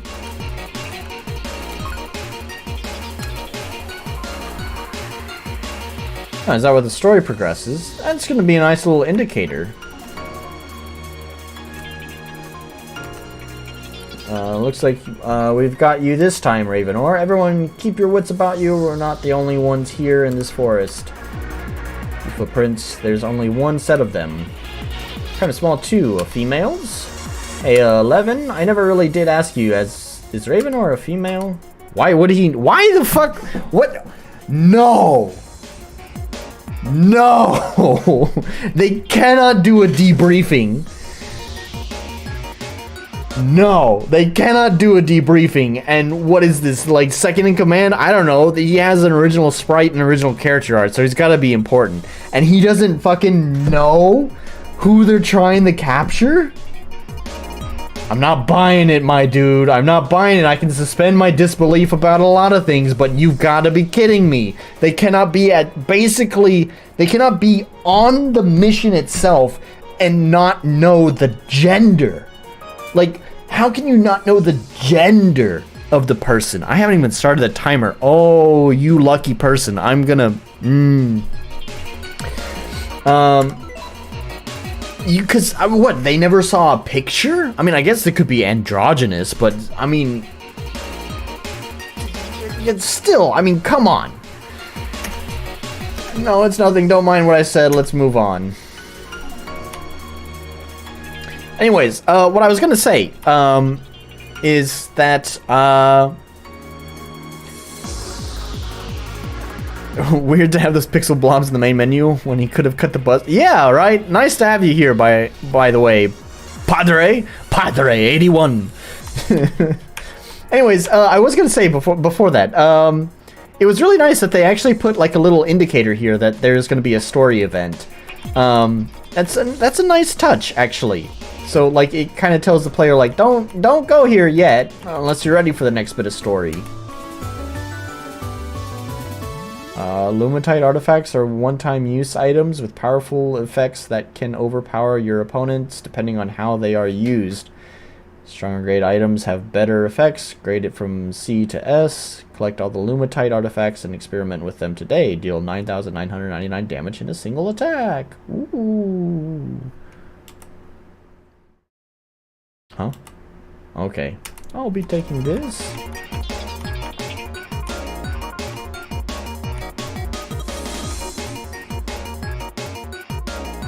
Why did the aspect ratio change? The road forks up ahead. In the essence of time, let's split up into two parties and comb the whole area. No, now I'm to believe that all of these people here... I'm spitting everywhere. I'm getting too excited. It's this music's hyping me up too much. Now I'm to believe that this whole party of troops here doesn't even know who they are looking for, because this guy doesn't know who they're looking for.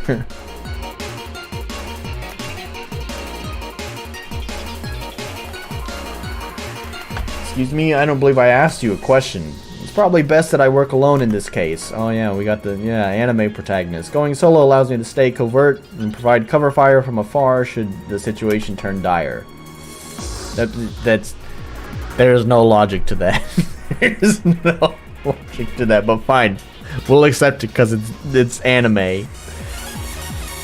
Can't possibly go sneaking around with such a large group trailing me, you know? I can't allow... Don't worry about it, I can't... If this guy is so far up in the ranks in whatever military whatever this is, that he can he can do this, or she, I can't really tell. He's got eyelashes. He's got muscles, like he's built like a man. But he's got a round, cute face and eyelashes like a girl, so don't know gender. But anyways, if he has enough authority to do that, then there's no fucking way that he doesn't know who the fuck we're targeting. I'll reach out to you via radio communications if anything pops up. Well, Godspeed to you and catch you later. Hey.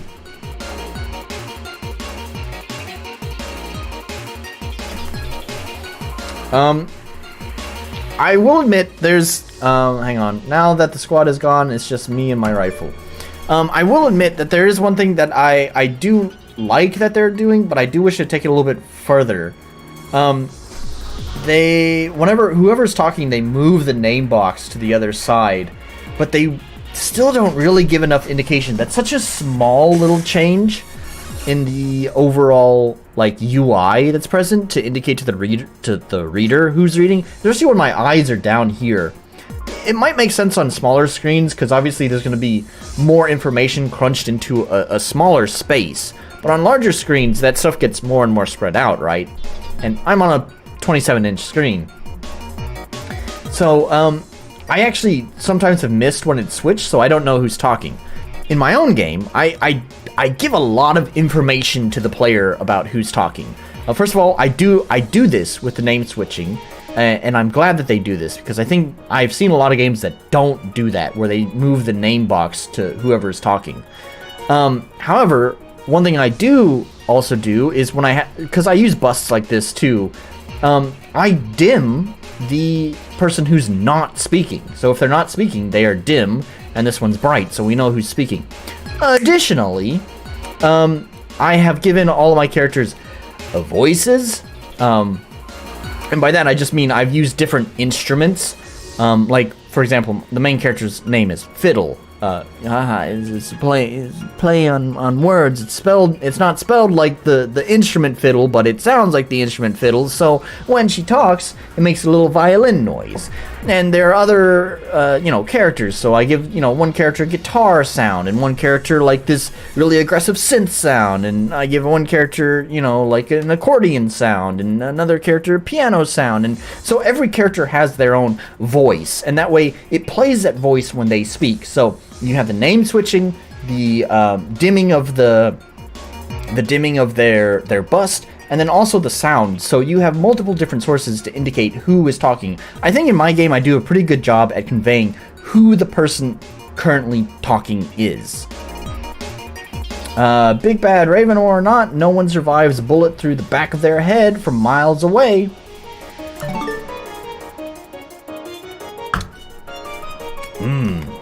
I sense someone nearby. It's an enemy monster. There are two types of skills in battle, tech and magic skills. I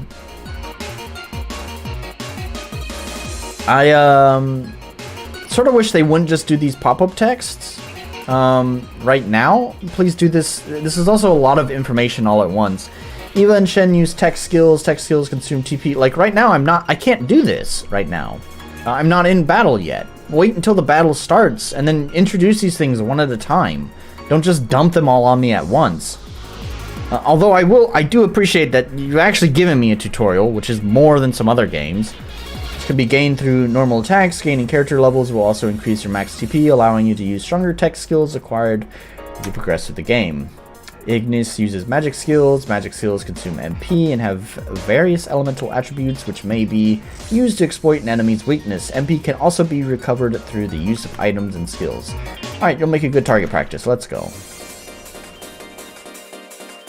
I do like these battle backs. I guess it's a battle back. I can tell they're still using the old RPG Maker style. How can he shoot someone in the back of the head when he doesn't know who he's looking for, right?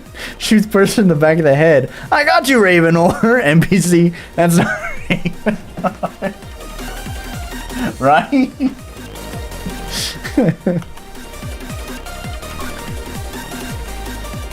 right, it's not WASD. I don't know why I do that all the time.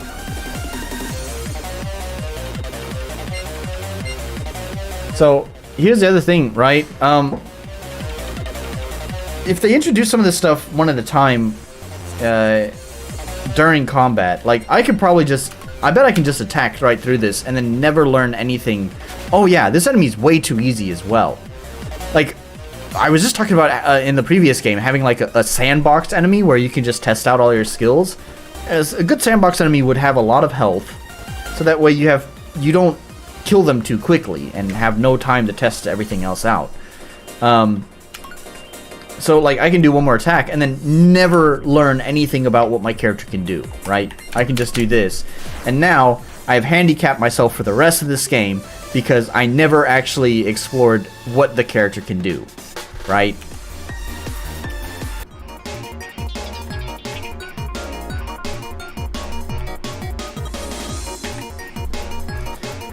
Human tracks, bingo. Looks like I chose the right path at the fork back there. There's no doubt about it, these footprints belong to a girl. Ah, he's just horny. That's all.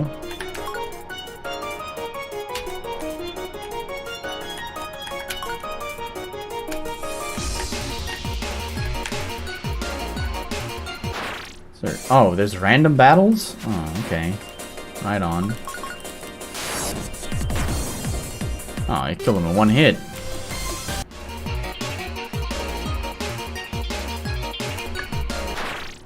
Oh my god, random battles.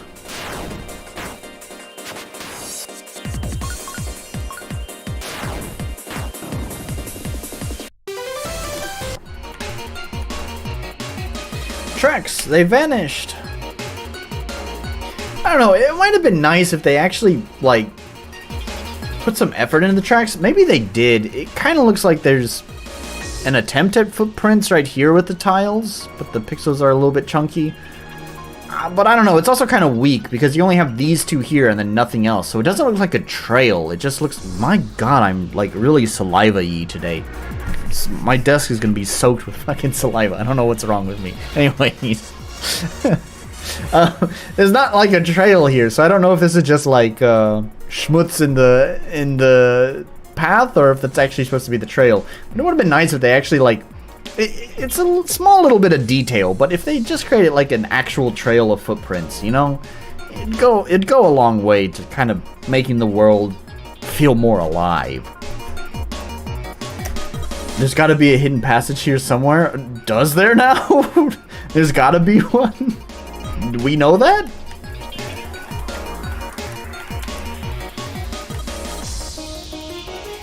There's nothing that stands out as weird to me. I mean, there's kind of like the pattern here, right? So maybe that, but that didn't seem to do anything. Maybe this? There's no, like, turn in place, which makes facing certain objects really annoying to interact with. Maybe these weird columns do something. Random battles right on.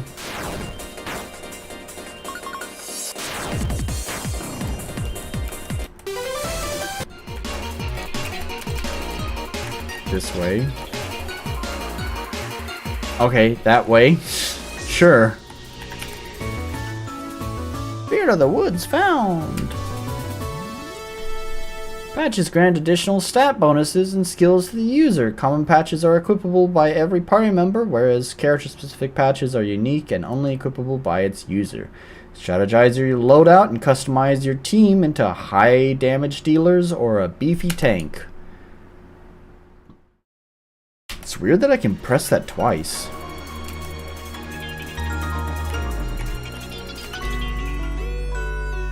Bonfires, oh yeah.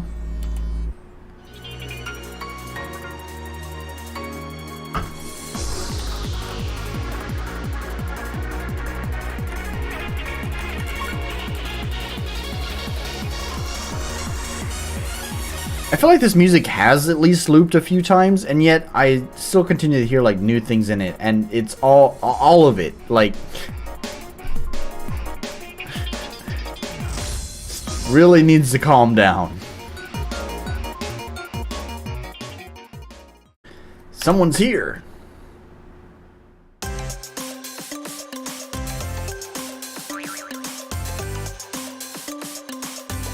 Yeah, this has been compressed to hell. I can hear it. There's like, it feels like the music is constantly like trying to scream. I would scream right now, but my girlfriend is asleep right over there. I would imitate what it's trying to do, but I cannot because it would be too loud and I would probably scare the bejesus out of my girlfriend.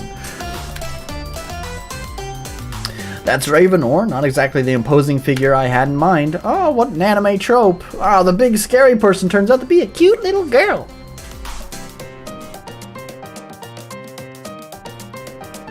And so, according to the informant, the Sword of Diablos is stashed away somewhere here in the depths of the forest.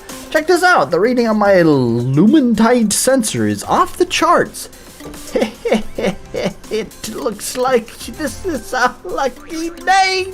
Ka-ching!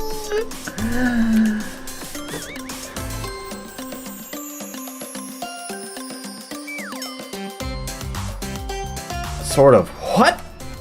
Sounds like they're up to no good.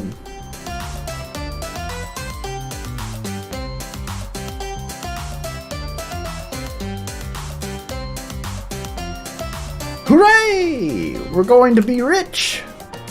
We'll build ourselves a castle on one of the vacant continents and have servants feed us fruits and fan us all day.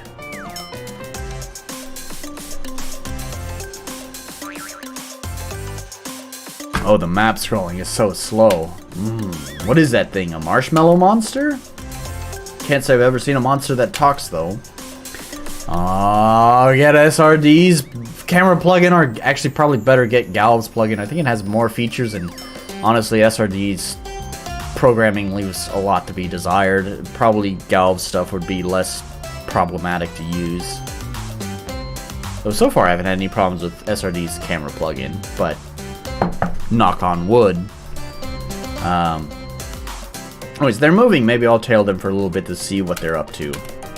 This feels like being a stalker somehow.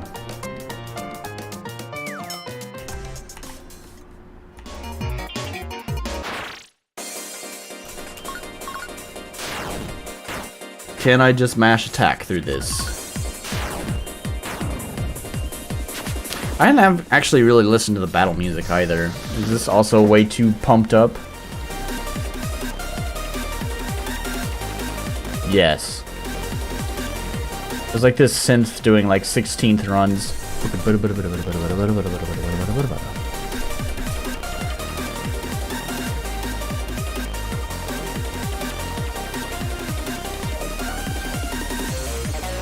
It makes more sense here though, right? Because it's battle music. And I think JRPGs need a good, like, pumped up, hype soundtrack. Like, it depends on the type of game where you want to use that type of music. There's some types of games where you just want to create the mood, and you don't want to, like, destroy the mood by getting a little bit too jazzy with your music, you know? And then there are some times where maybe there's a little bit... You really need to give the player something to dance to. And I think JRPGs is one of those genres where you really want to give players something to dance to, because there's a lot of downtime in JRPGs. So I think in battle, having this way too overly excited and hyped up music is a good place to put it. But the map music needs to chill the fuck out.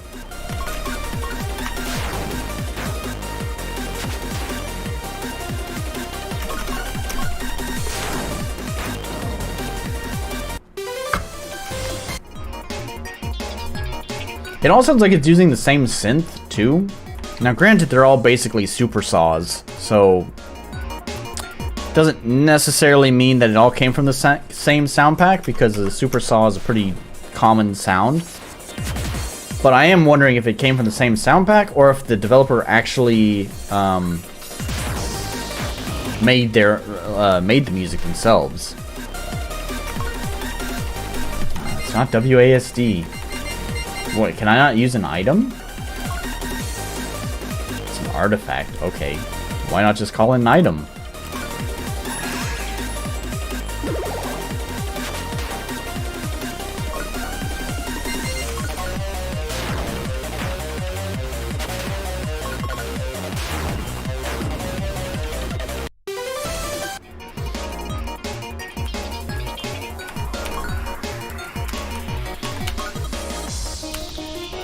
Oh, right. I think I have some stuff that I can equip.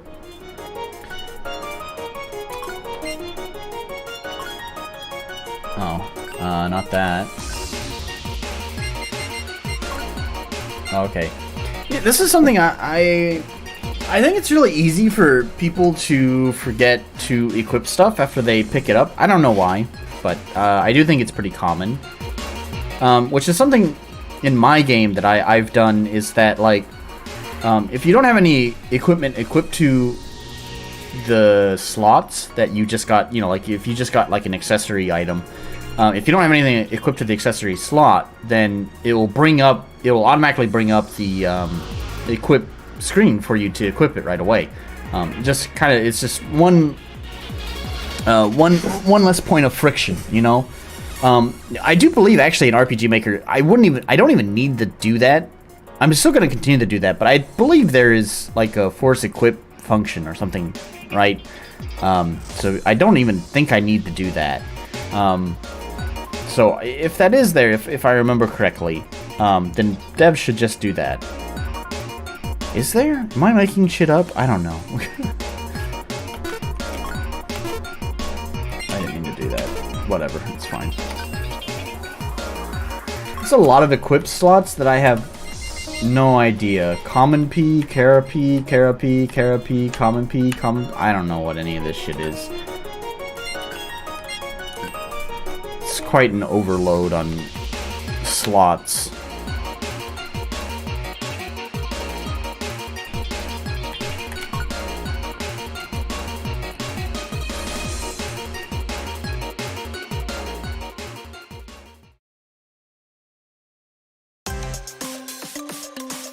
I can smell it, the treasure's near. Once we get our hands on the Sword of Diablos, we'll auction it off at the wealthy nobles for a bazillion gems.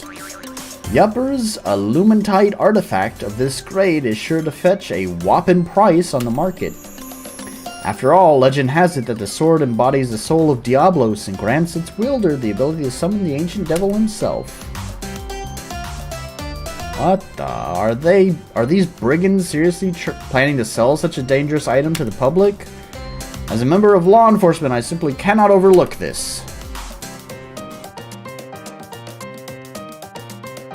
Whoa, that sounds pretty badass. Alright, a bazillion gems, here we come. Heh heh. Yay!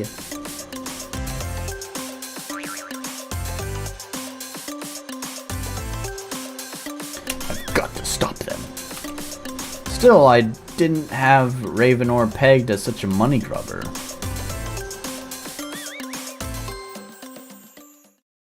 Well, we've already established you're kind of a useless fucking cop. You don't even know what fucking Ravenor looks like. You apparently know nothing about your target.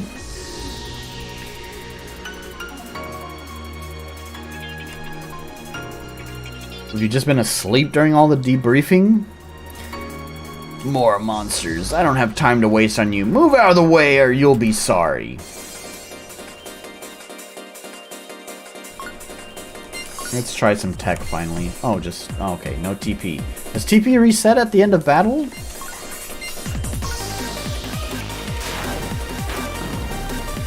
Oh, but you get it pretty quickly. Alright, fair enough.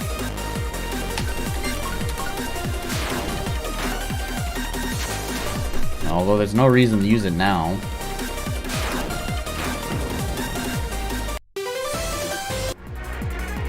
There's 3 blobs there, but only 2 monsters. What's going on there? Why is there a chest over there? Oh, I see. God damn it. I don't know if I care about the chests. I don't want to deal with random battles.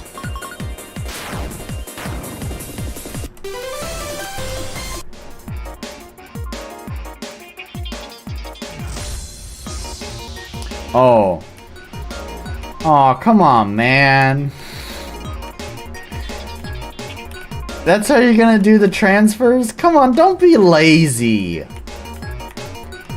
Just either put, first of all, put a choke point, narrow things down, put a tree here or something to prevent it so that way only these 5 tiles here are the ones that the player can access. Create a choke point.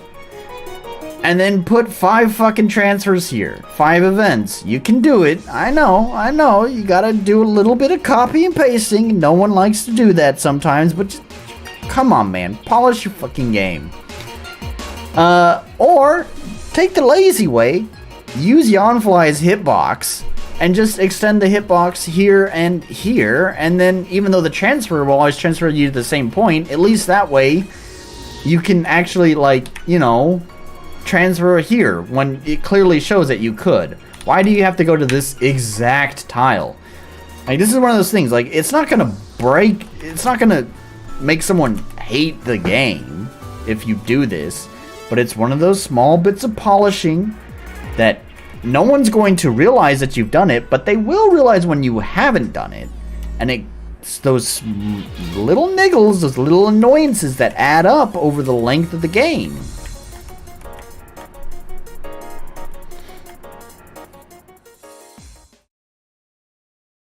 How much time we have left? 9 minutes? Almost there. It's here. At long last, the Lumitite artifact is in our hands.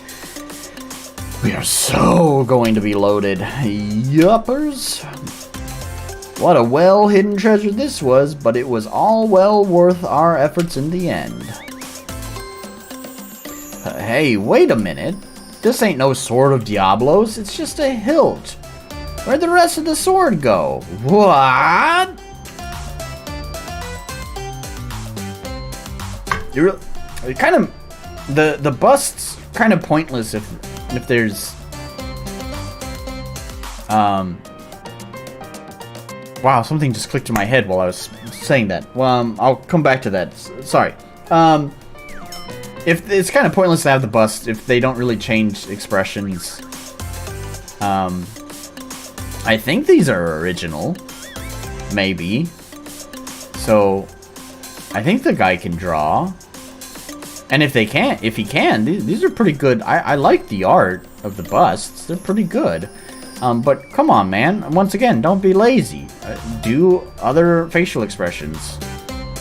Now, the thing that just occurred to me is that there are 2 people talking in this current conversation, but only one bust is being shown. So here they're actually doing it well. It was just earlier in the game, they had 2 busts on screen, and then they just left the 2 busts on screen. So maybe that was a mistake. I don't know, but anyways, yeah, this is a much better way of doing it, although I do think it would just be better to dim the bust instead of completely removing it. Anyways.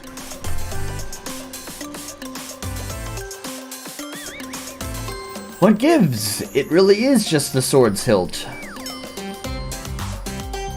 There goes my hopes of building my own castle in the sky. Well, I want to have servants to do my bidding and laze around all day doing nothing.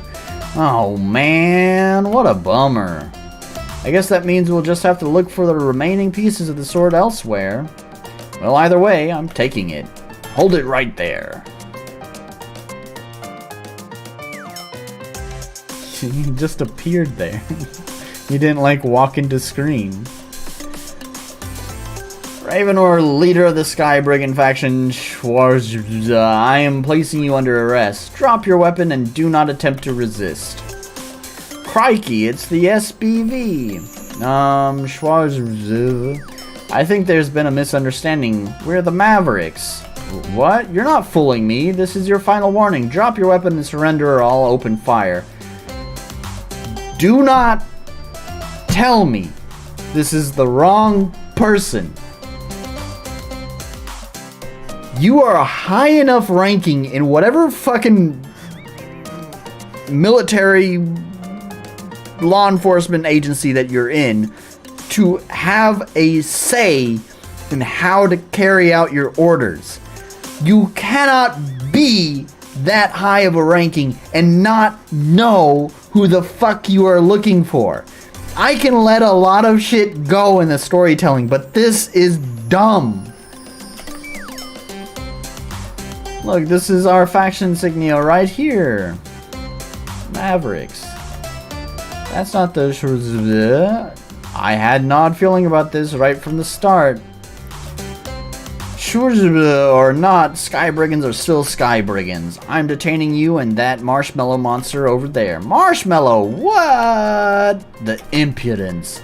I'll have you know I'm Ignis Fortem, the Grand let's just grab the Lumitai item and skedaddle.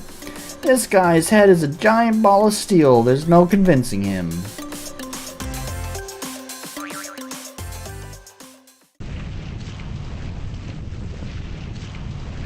Uh-oh, that can't be good. What have you done?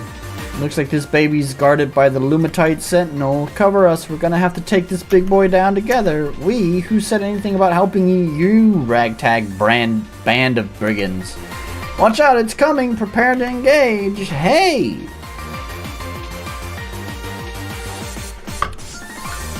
Right on. Wait, I can just do 9,999 points of damage, right? Well, that says 150 points of damage. So why did that thing earlier say do 9,999 points of damage?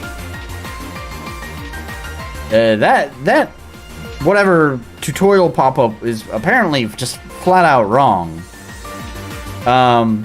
Don't do that.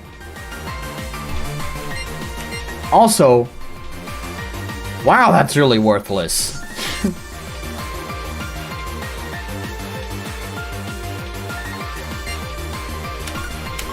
We're almost out of time, so I'm just gonna use everything.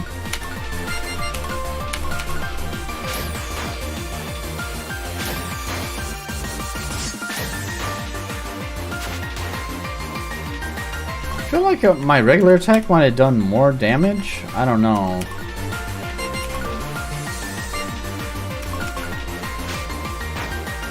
No, okay, not so much. That did a lot more damage, though. That's for sure.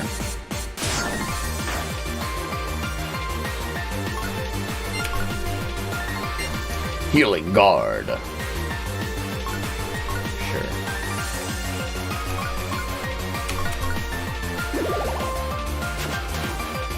Wow, magic seems really OP, and you can just easily charge it too? Am I understanding that correctly?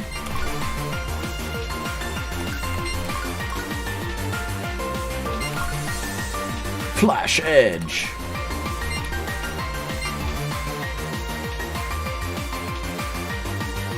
Yeah, you're right. Given that he does 90 in regular attack, yep. Yeah, magic seems way more overpowered than TP. You have to wait at least... It's on your third turn that you can finally use the TP skill. While Blaze, you'll charge and get 4 turns worth of skills. And it does 200 points of damage. That did 54 points of damage? Okay, no, it was 2 hits, but still, that was only 90 points of damage? Her regular attack did more damage! Right? I'm not crazy about that, right? Fires 2 rounds into 1... Yeah, okay. What did her regular attack do?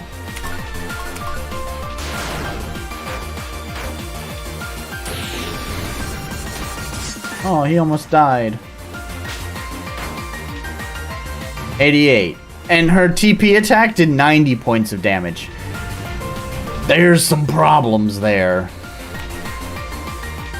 It's charging up for its next attack. Watch out. Oh. Cool. Ooh, that was one tough cookie. We barely scraped through that fight. Hey, are you alright?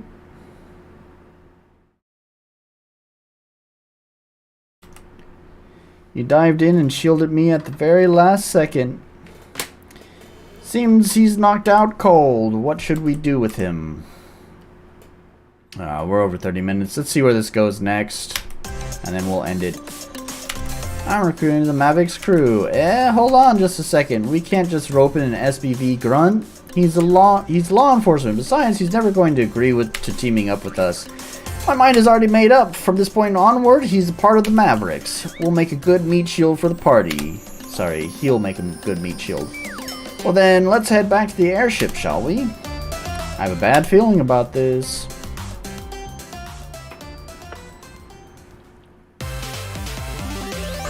Vanquisher of the Observer obtained. Alright, well, let's see what the next map looks like. With that, Eva and Ignis made their way back to the Maverick's airship, dragging an unconscious Shen along the way. Some hours later... I'm gonna skip through this.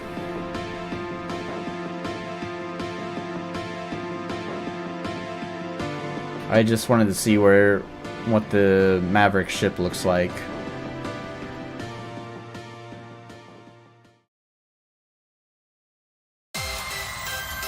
Oh, we got some CG art. Look at that.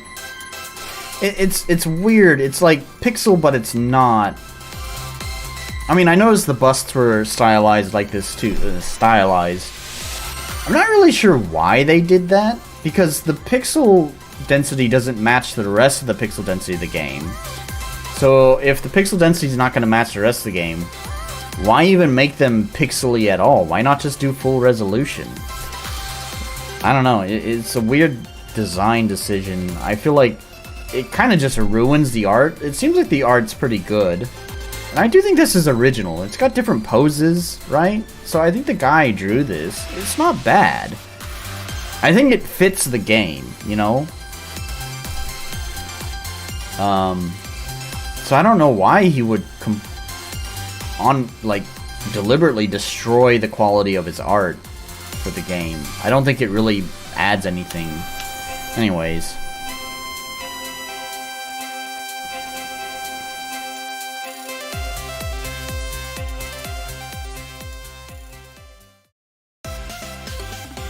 Oh, is that the end? Oh, no. Oh, okay. Alright. Yeah, it looks like they just slapped a pixel filter on top of clean lines. Yeah, I think so. And I don't think it really adds anything. And we have way too energetic music again. I'm pretty sure they're using a sound pack.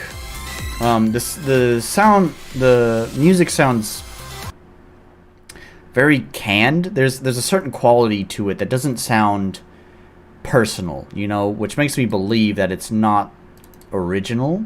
It's a sound pack. Copyright. Don't tell me it's copyright. Yeah, but these are all like oh,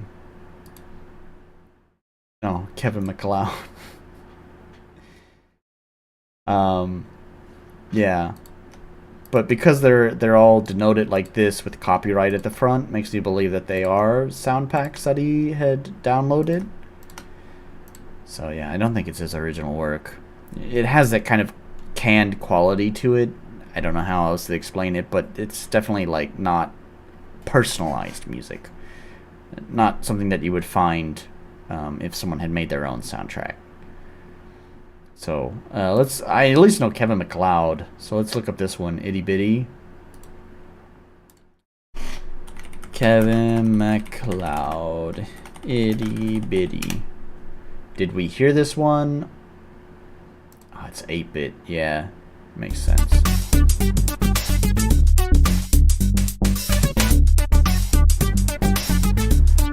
Sounds like it would fit the game with everything else that was going on, so I see why he used this one.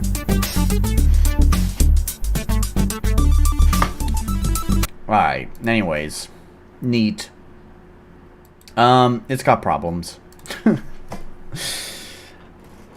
Let's go through this. Let's give it a grade. Polish. Was there something... Yeah, there was some polish stuff that stuck out, that missing polish that stuck out. Accessibility, I don't think it had rebindable keys. Clarity, I knew what to do. It had tutorials in it. I wish the tutorials were better done, but they are passable, we'll say. Balance seems fine. Almost on the verge of being too easy, but I'm gonna go ahead and say it's fine, especially for the game. The game kind of seems to present itself as, you know, like a pretty general audience type of game. Which, by the way, seems to be pretty rare with RPG makers. So I don't know. Hats off to a dev for actually making something that's aimed at a more general audience instead of, you know, having something that looks cute and pixely and quirky, but is actually like brooding and about suicide and rape and depression and who knows what else. Unique identity, I don't know. It felt like generic sci-fi anime. I'm gonna give it a 0 on the unique identity. The art was nice. It's like with the balance, it's almost a 0, and with the unique identity, it's like almost a 1. The tile set looked nice. The art looked original. It's just that it kind of lacked something to make it uniquely its own. So I'm gonna say no on that. So there we go. Denko Chaser. Is this the full game? This is beta.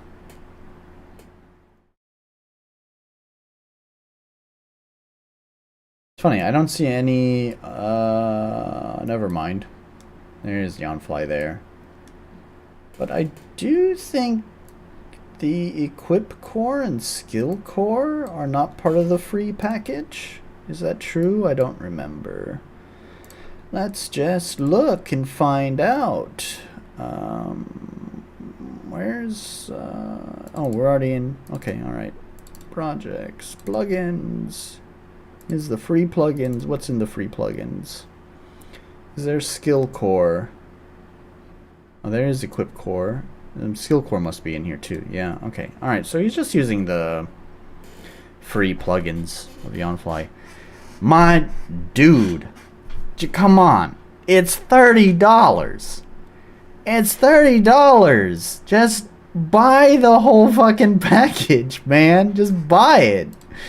It's $30. Buy the whole package, and it's gonna solve some stuff. It's gonna clean up some things. It'll allow you to polish a few more things in there. Yeah.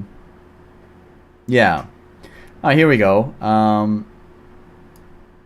This is the music and sound effects. So yeah, there's the look, he can buy the music packs. So obviously, if he can buy the music packs, then he can buy the Yonfly's fucking Yonfly's fucking full collection, my dude.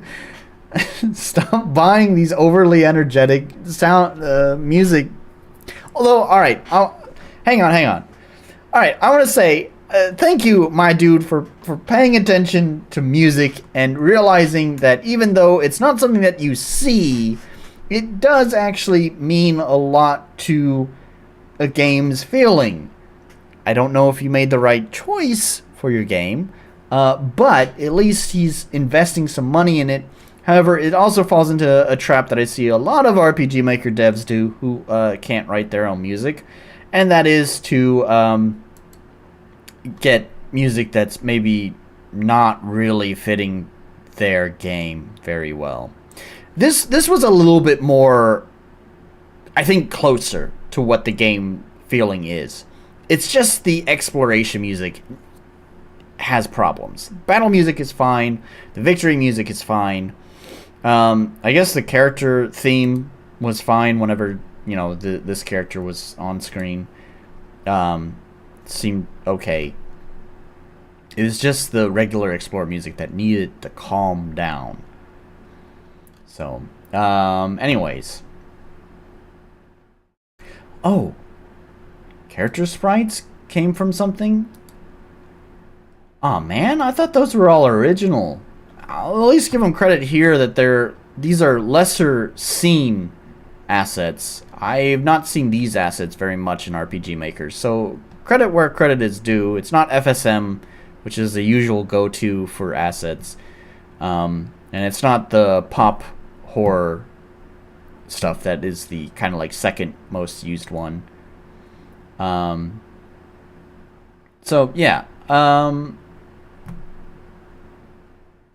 I was thinking that it was all original, especially because I think the bust art came from it. This is another thing I want to mention. I see this a lot. Character sprites, yeah. I see this a lot with a lot of RPG Maker games. This is not necessarily a bad thing, but I kind of feel like, I don't know, there are people who do RPG Maker, like, they're not game developers, but they are talented people. They are people who have skills, such as art, and they don't credit themselves. It's like, what are you doing, man?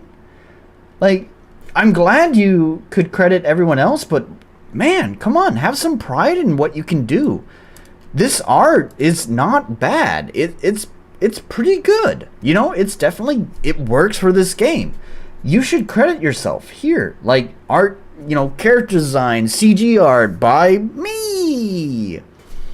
I see this a lot where people just like dump all the credits for everything else that they've used, all the assets they've used. Good on them. I'm glad they're doing that. But they don't credit themselves. Like, you are part of this project, and especially when it comes to RPG Maker, or really, it's not just RPG Maker, but any small indie developed game by, you know, a single person, is that I think there's generally an expectation that a lot of this stuff comes from assets. So people are going to think that, oh, this art is just an asset. But no, if it's your own original art, say that so people know it's your art. It's not an asset. That is your own skill. Like, man, you should take pride in your abilities. I know that Mr. Orc complained that I take pride in my music. If I write music for your game, I have credits, and I expect them to be credited a certain way, and it's long, and that's because I have pride in my work. You're gonna credit me as Nolan Alighieri of the Nephilim novel, and it's actually not that long if you break down the elements of it. It's the person of the band. It's just that my name is a little bit long, and the band name is long, so it just winds up being long in total. But anyways,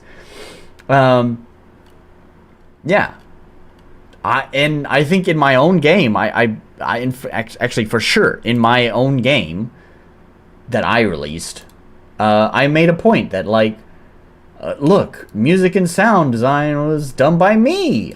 So, you know, people know, like, this music is... Oh, so you can't see it. Anyways, it's there. You just take my word for it. It's there. So, anyways, yeah, it's me. You know, I let people know I did this. Take pride in your work. If you have skills, credit yourself. Don't be afraid to do that. Anyways, alright, that's the end of that. There's our final grades. I'm on summer vacation now, so I should hopefully have time to actually write reviews more often, so I'm gonna try my best to write written reviews for all of these, especially because I think I've talked directly to devs about these in the stream. Like, it's not like I literally have direct messages with the devs. I just mean during the stream I am like speaking as if I'm speaking directly to them. So maybe this would be a good time to make sure that they at least know that I streamed their game. So I'll try to get written reviews up. So don't forget to check out the PACBUT game grades sheet. Like I said, it's always linked down in the description below, and it's a good resource to just check out other games, see how some games got good scores, see why some games got bad scores, check out why some games got mediocre scores, whatever. But either way, I'm finished for tonight. I'm tired and I'm ready to go to bed. So thank you guys very much for watching. It was kind of a little bit on the quieter side of streams. Thank you, Padre, for joining, and thank you Wrath of Wood, who I think checked out, but either way, thank you. And thanks to all the folks who will be watching the archive. For next stream, it will not be next weekend. Sorry, I know I didn't stream last weekend, and I'm streaming this weekend, but next weekend, sorry, my summer vacation is actually pretty busy, so I won't be streaming next weekend, but hopefully the weekend after that I will be streaming, and then there's a good chance after that stream I won't be streaming the weekend after that. So it's gonna be kind of like every other weekend. Here but lurky. All right. Anyways, so yeah, thanks so much for joining, and I'll see you in the next stream, which will be in 2 weeks.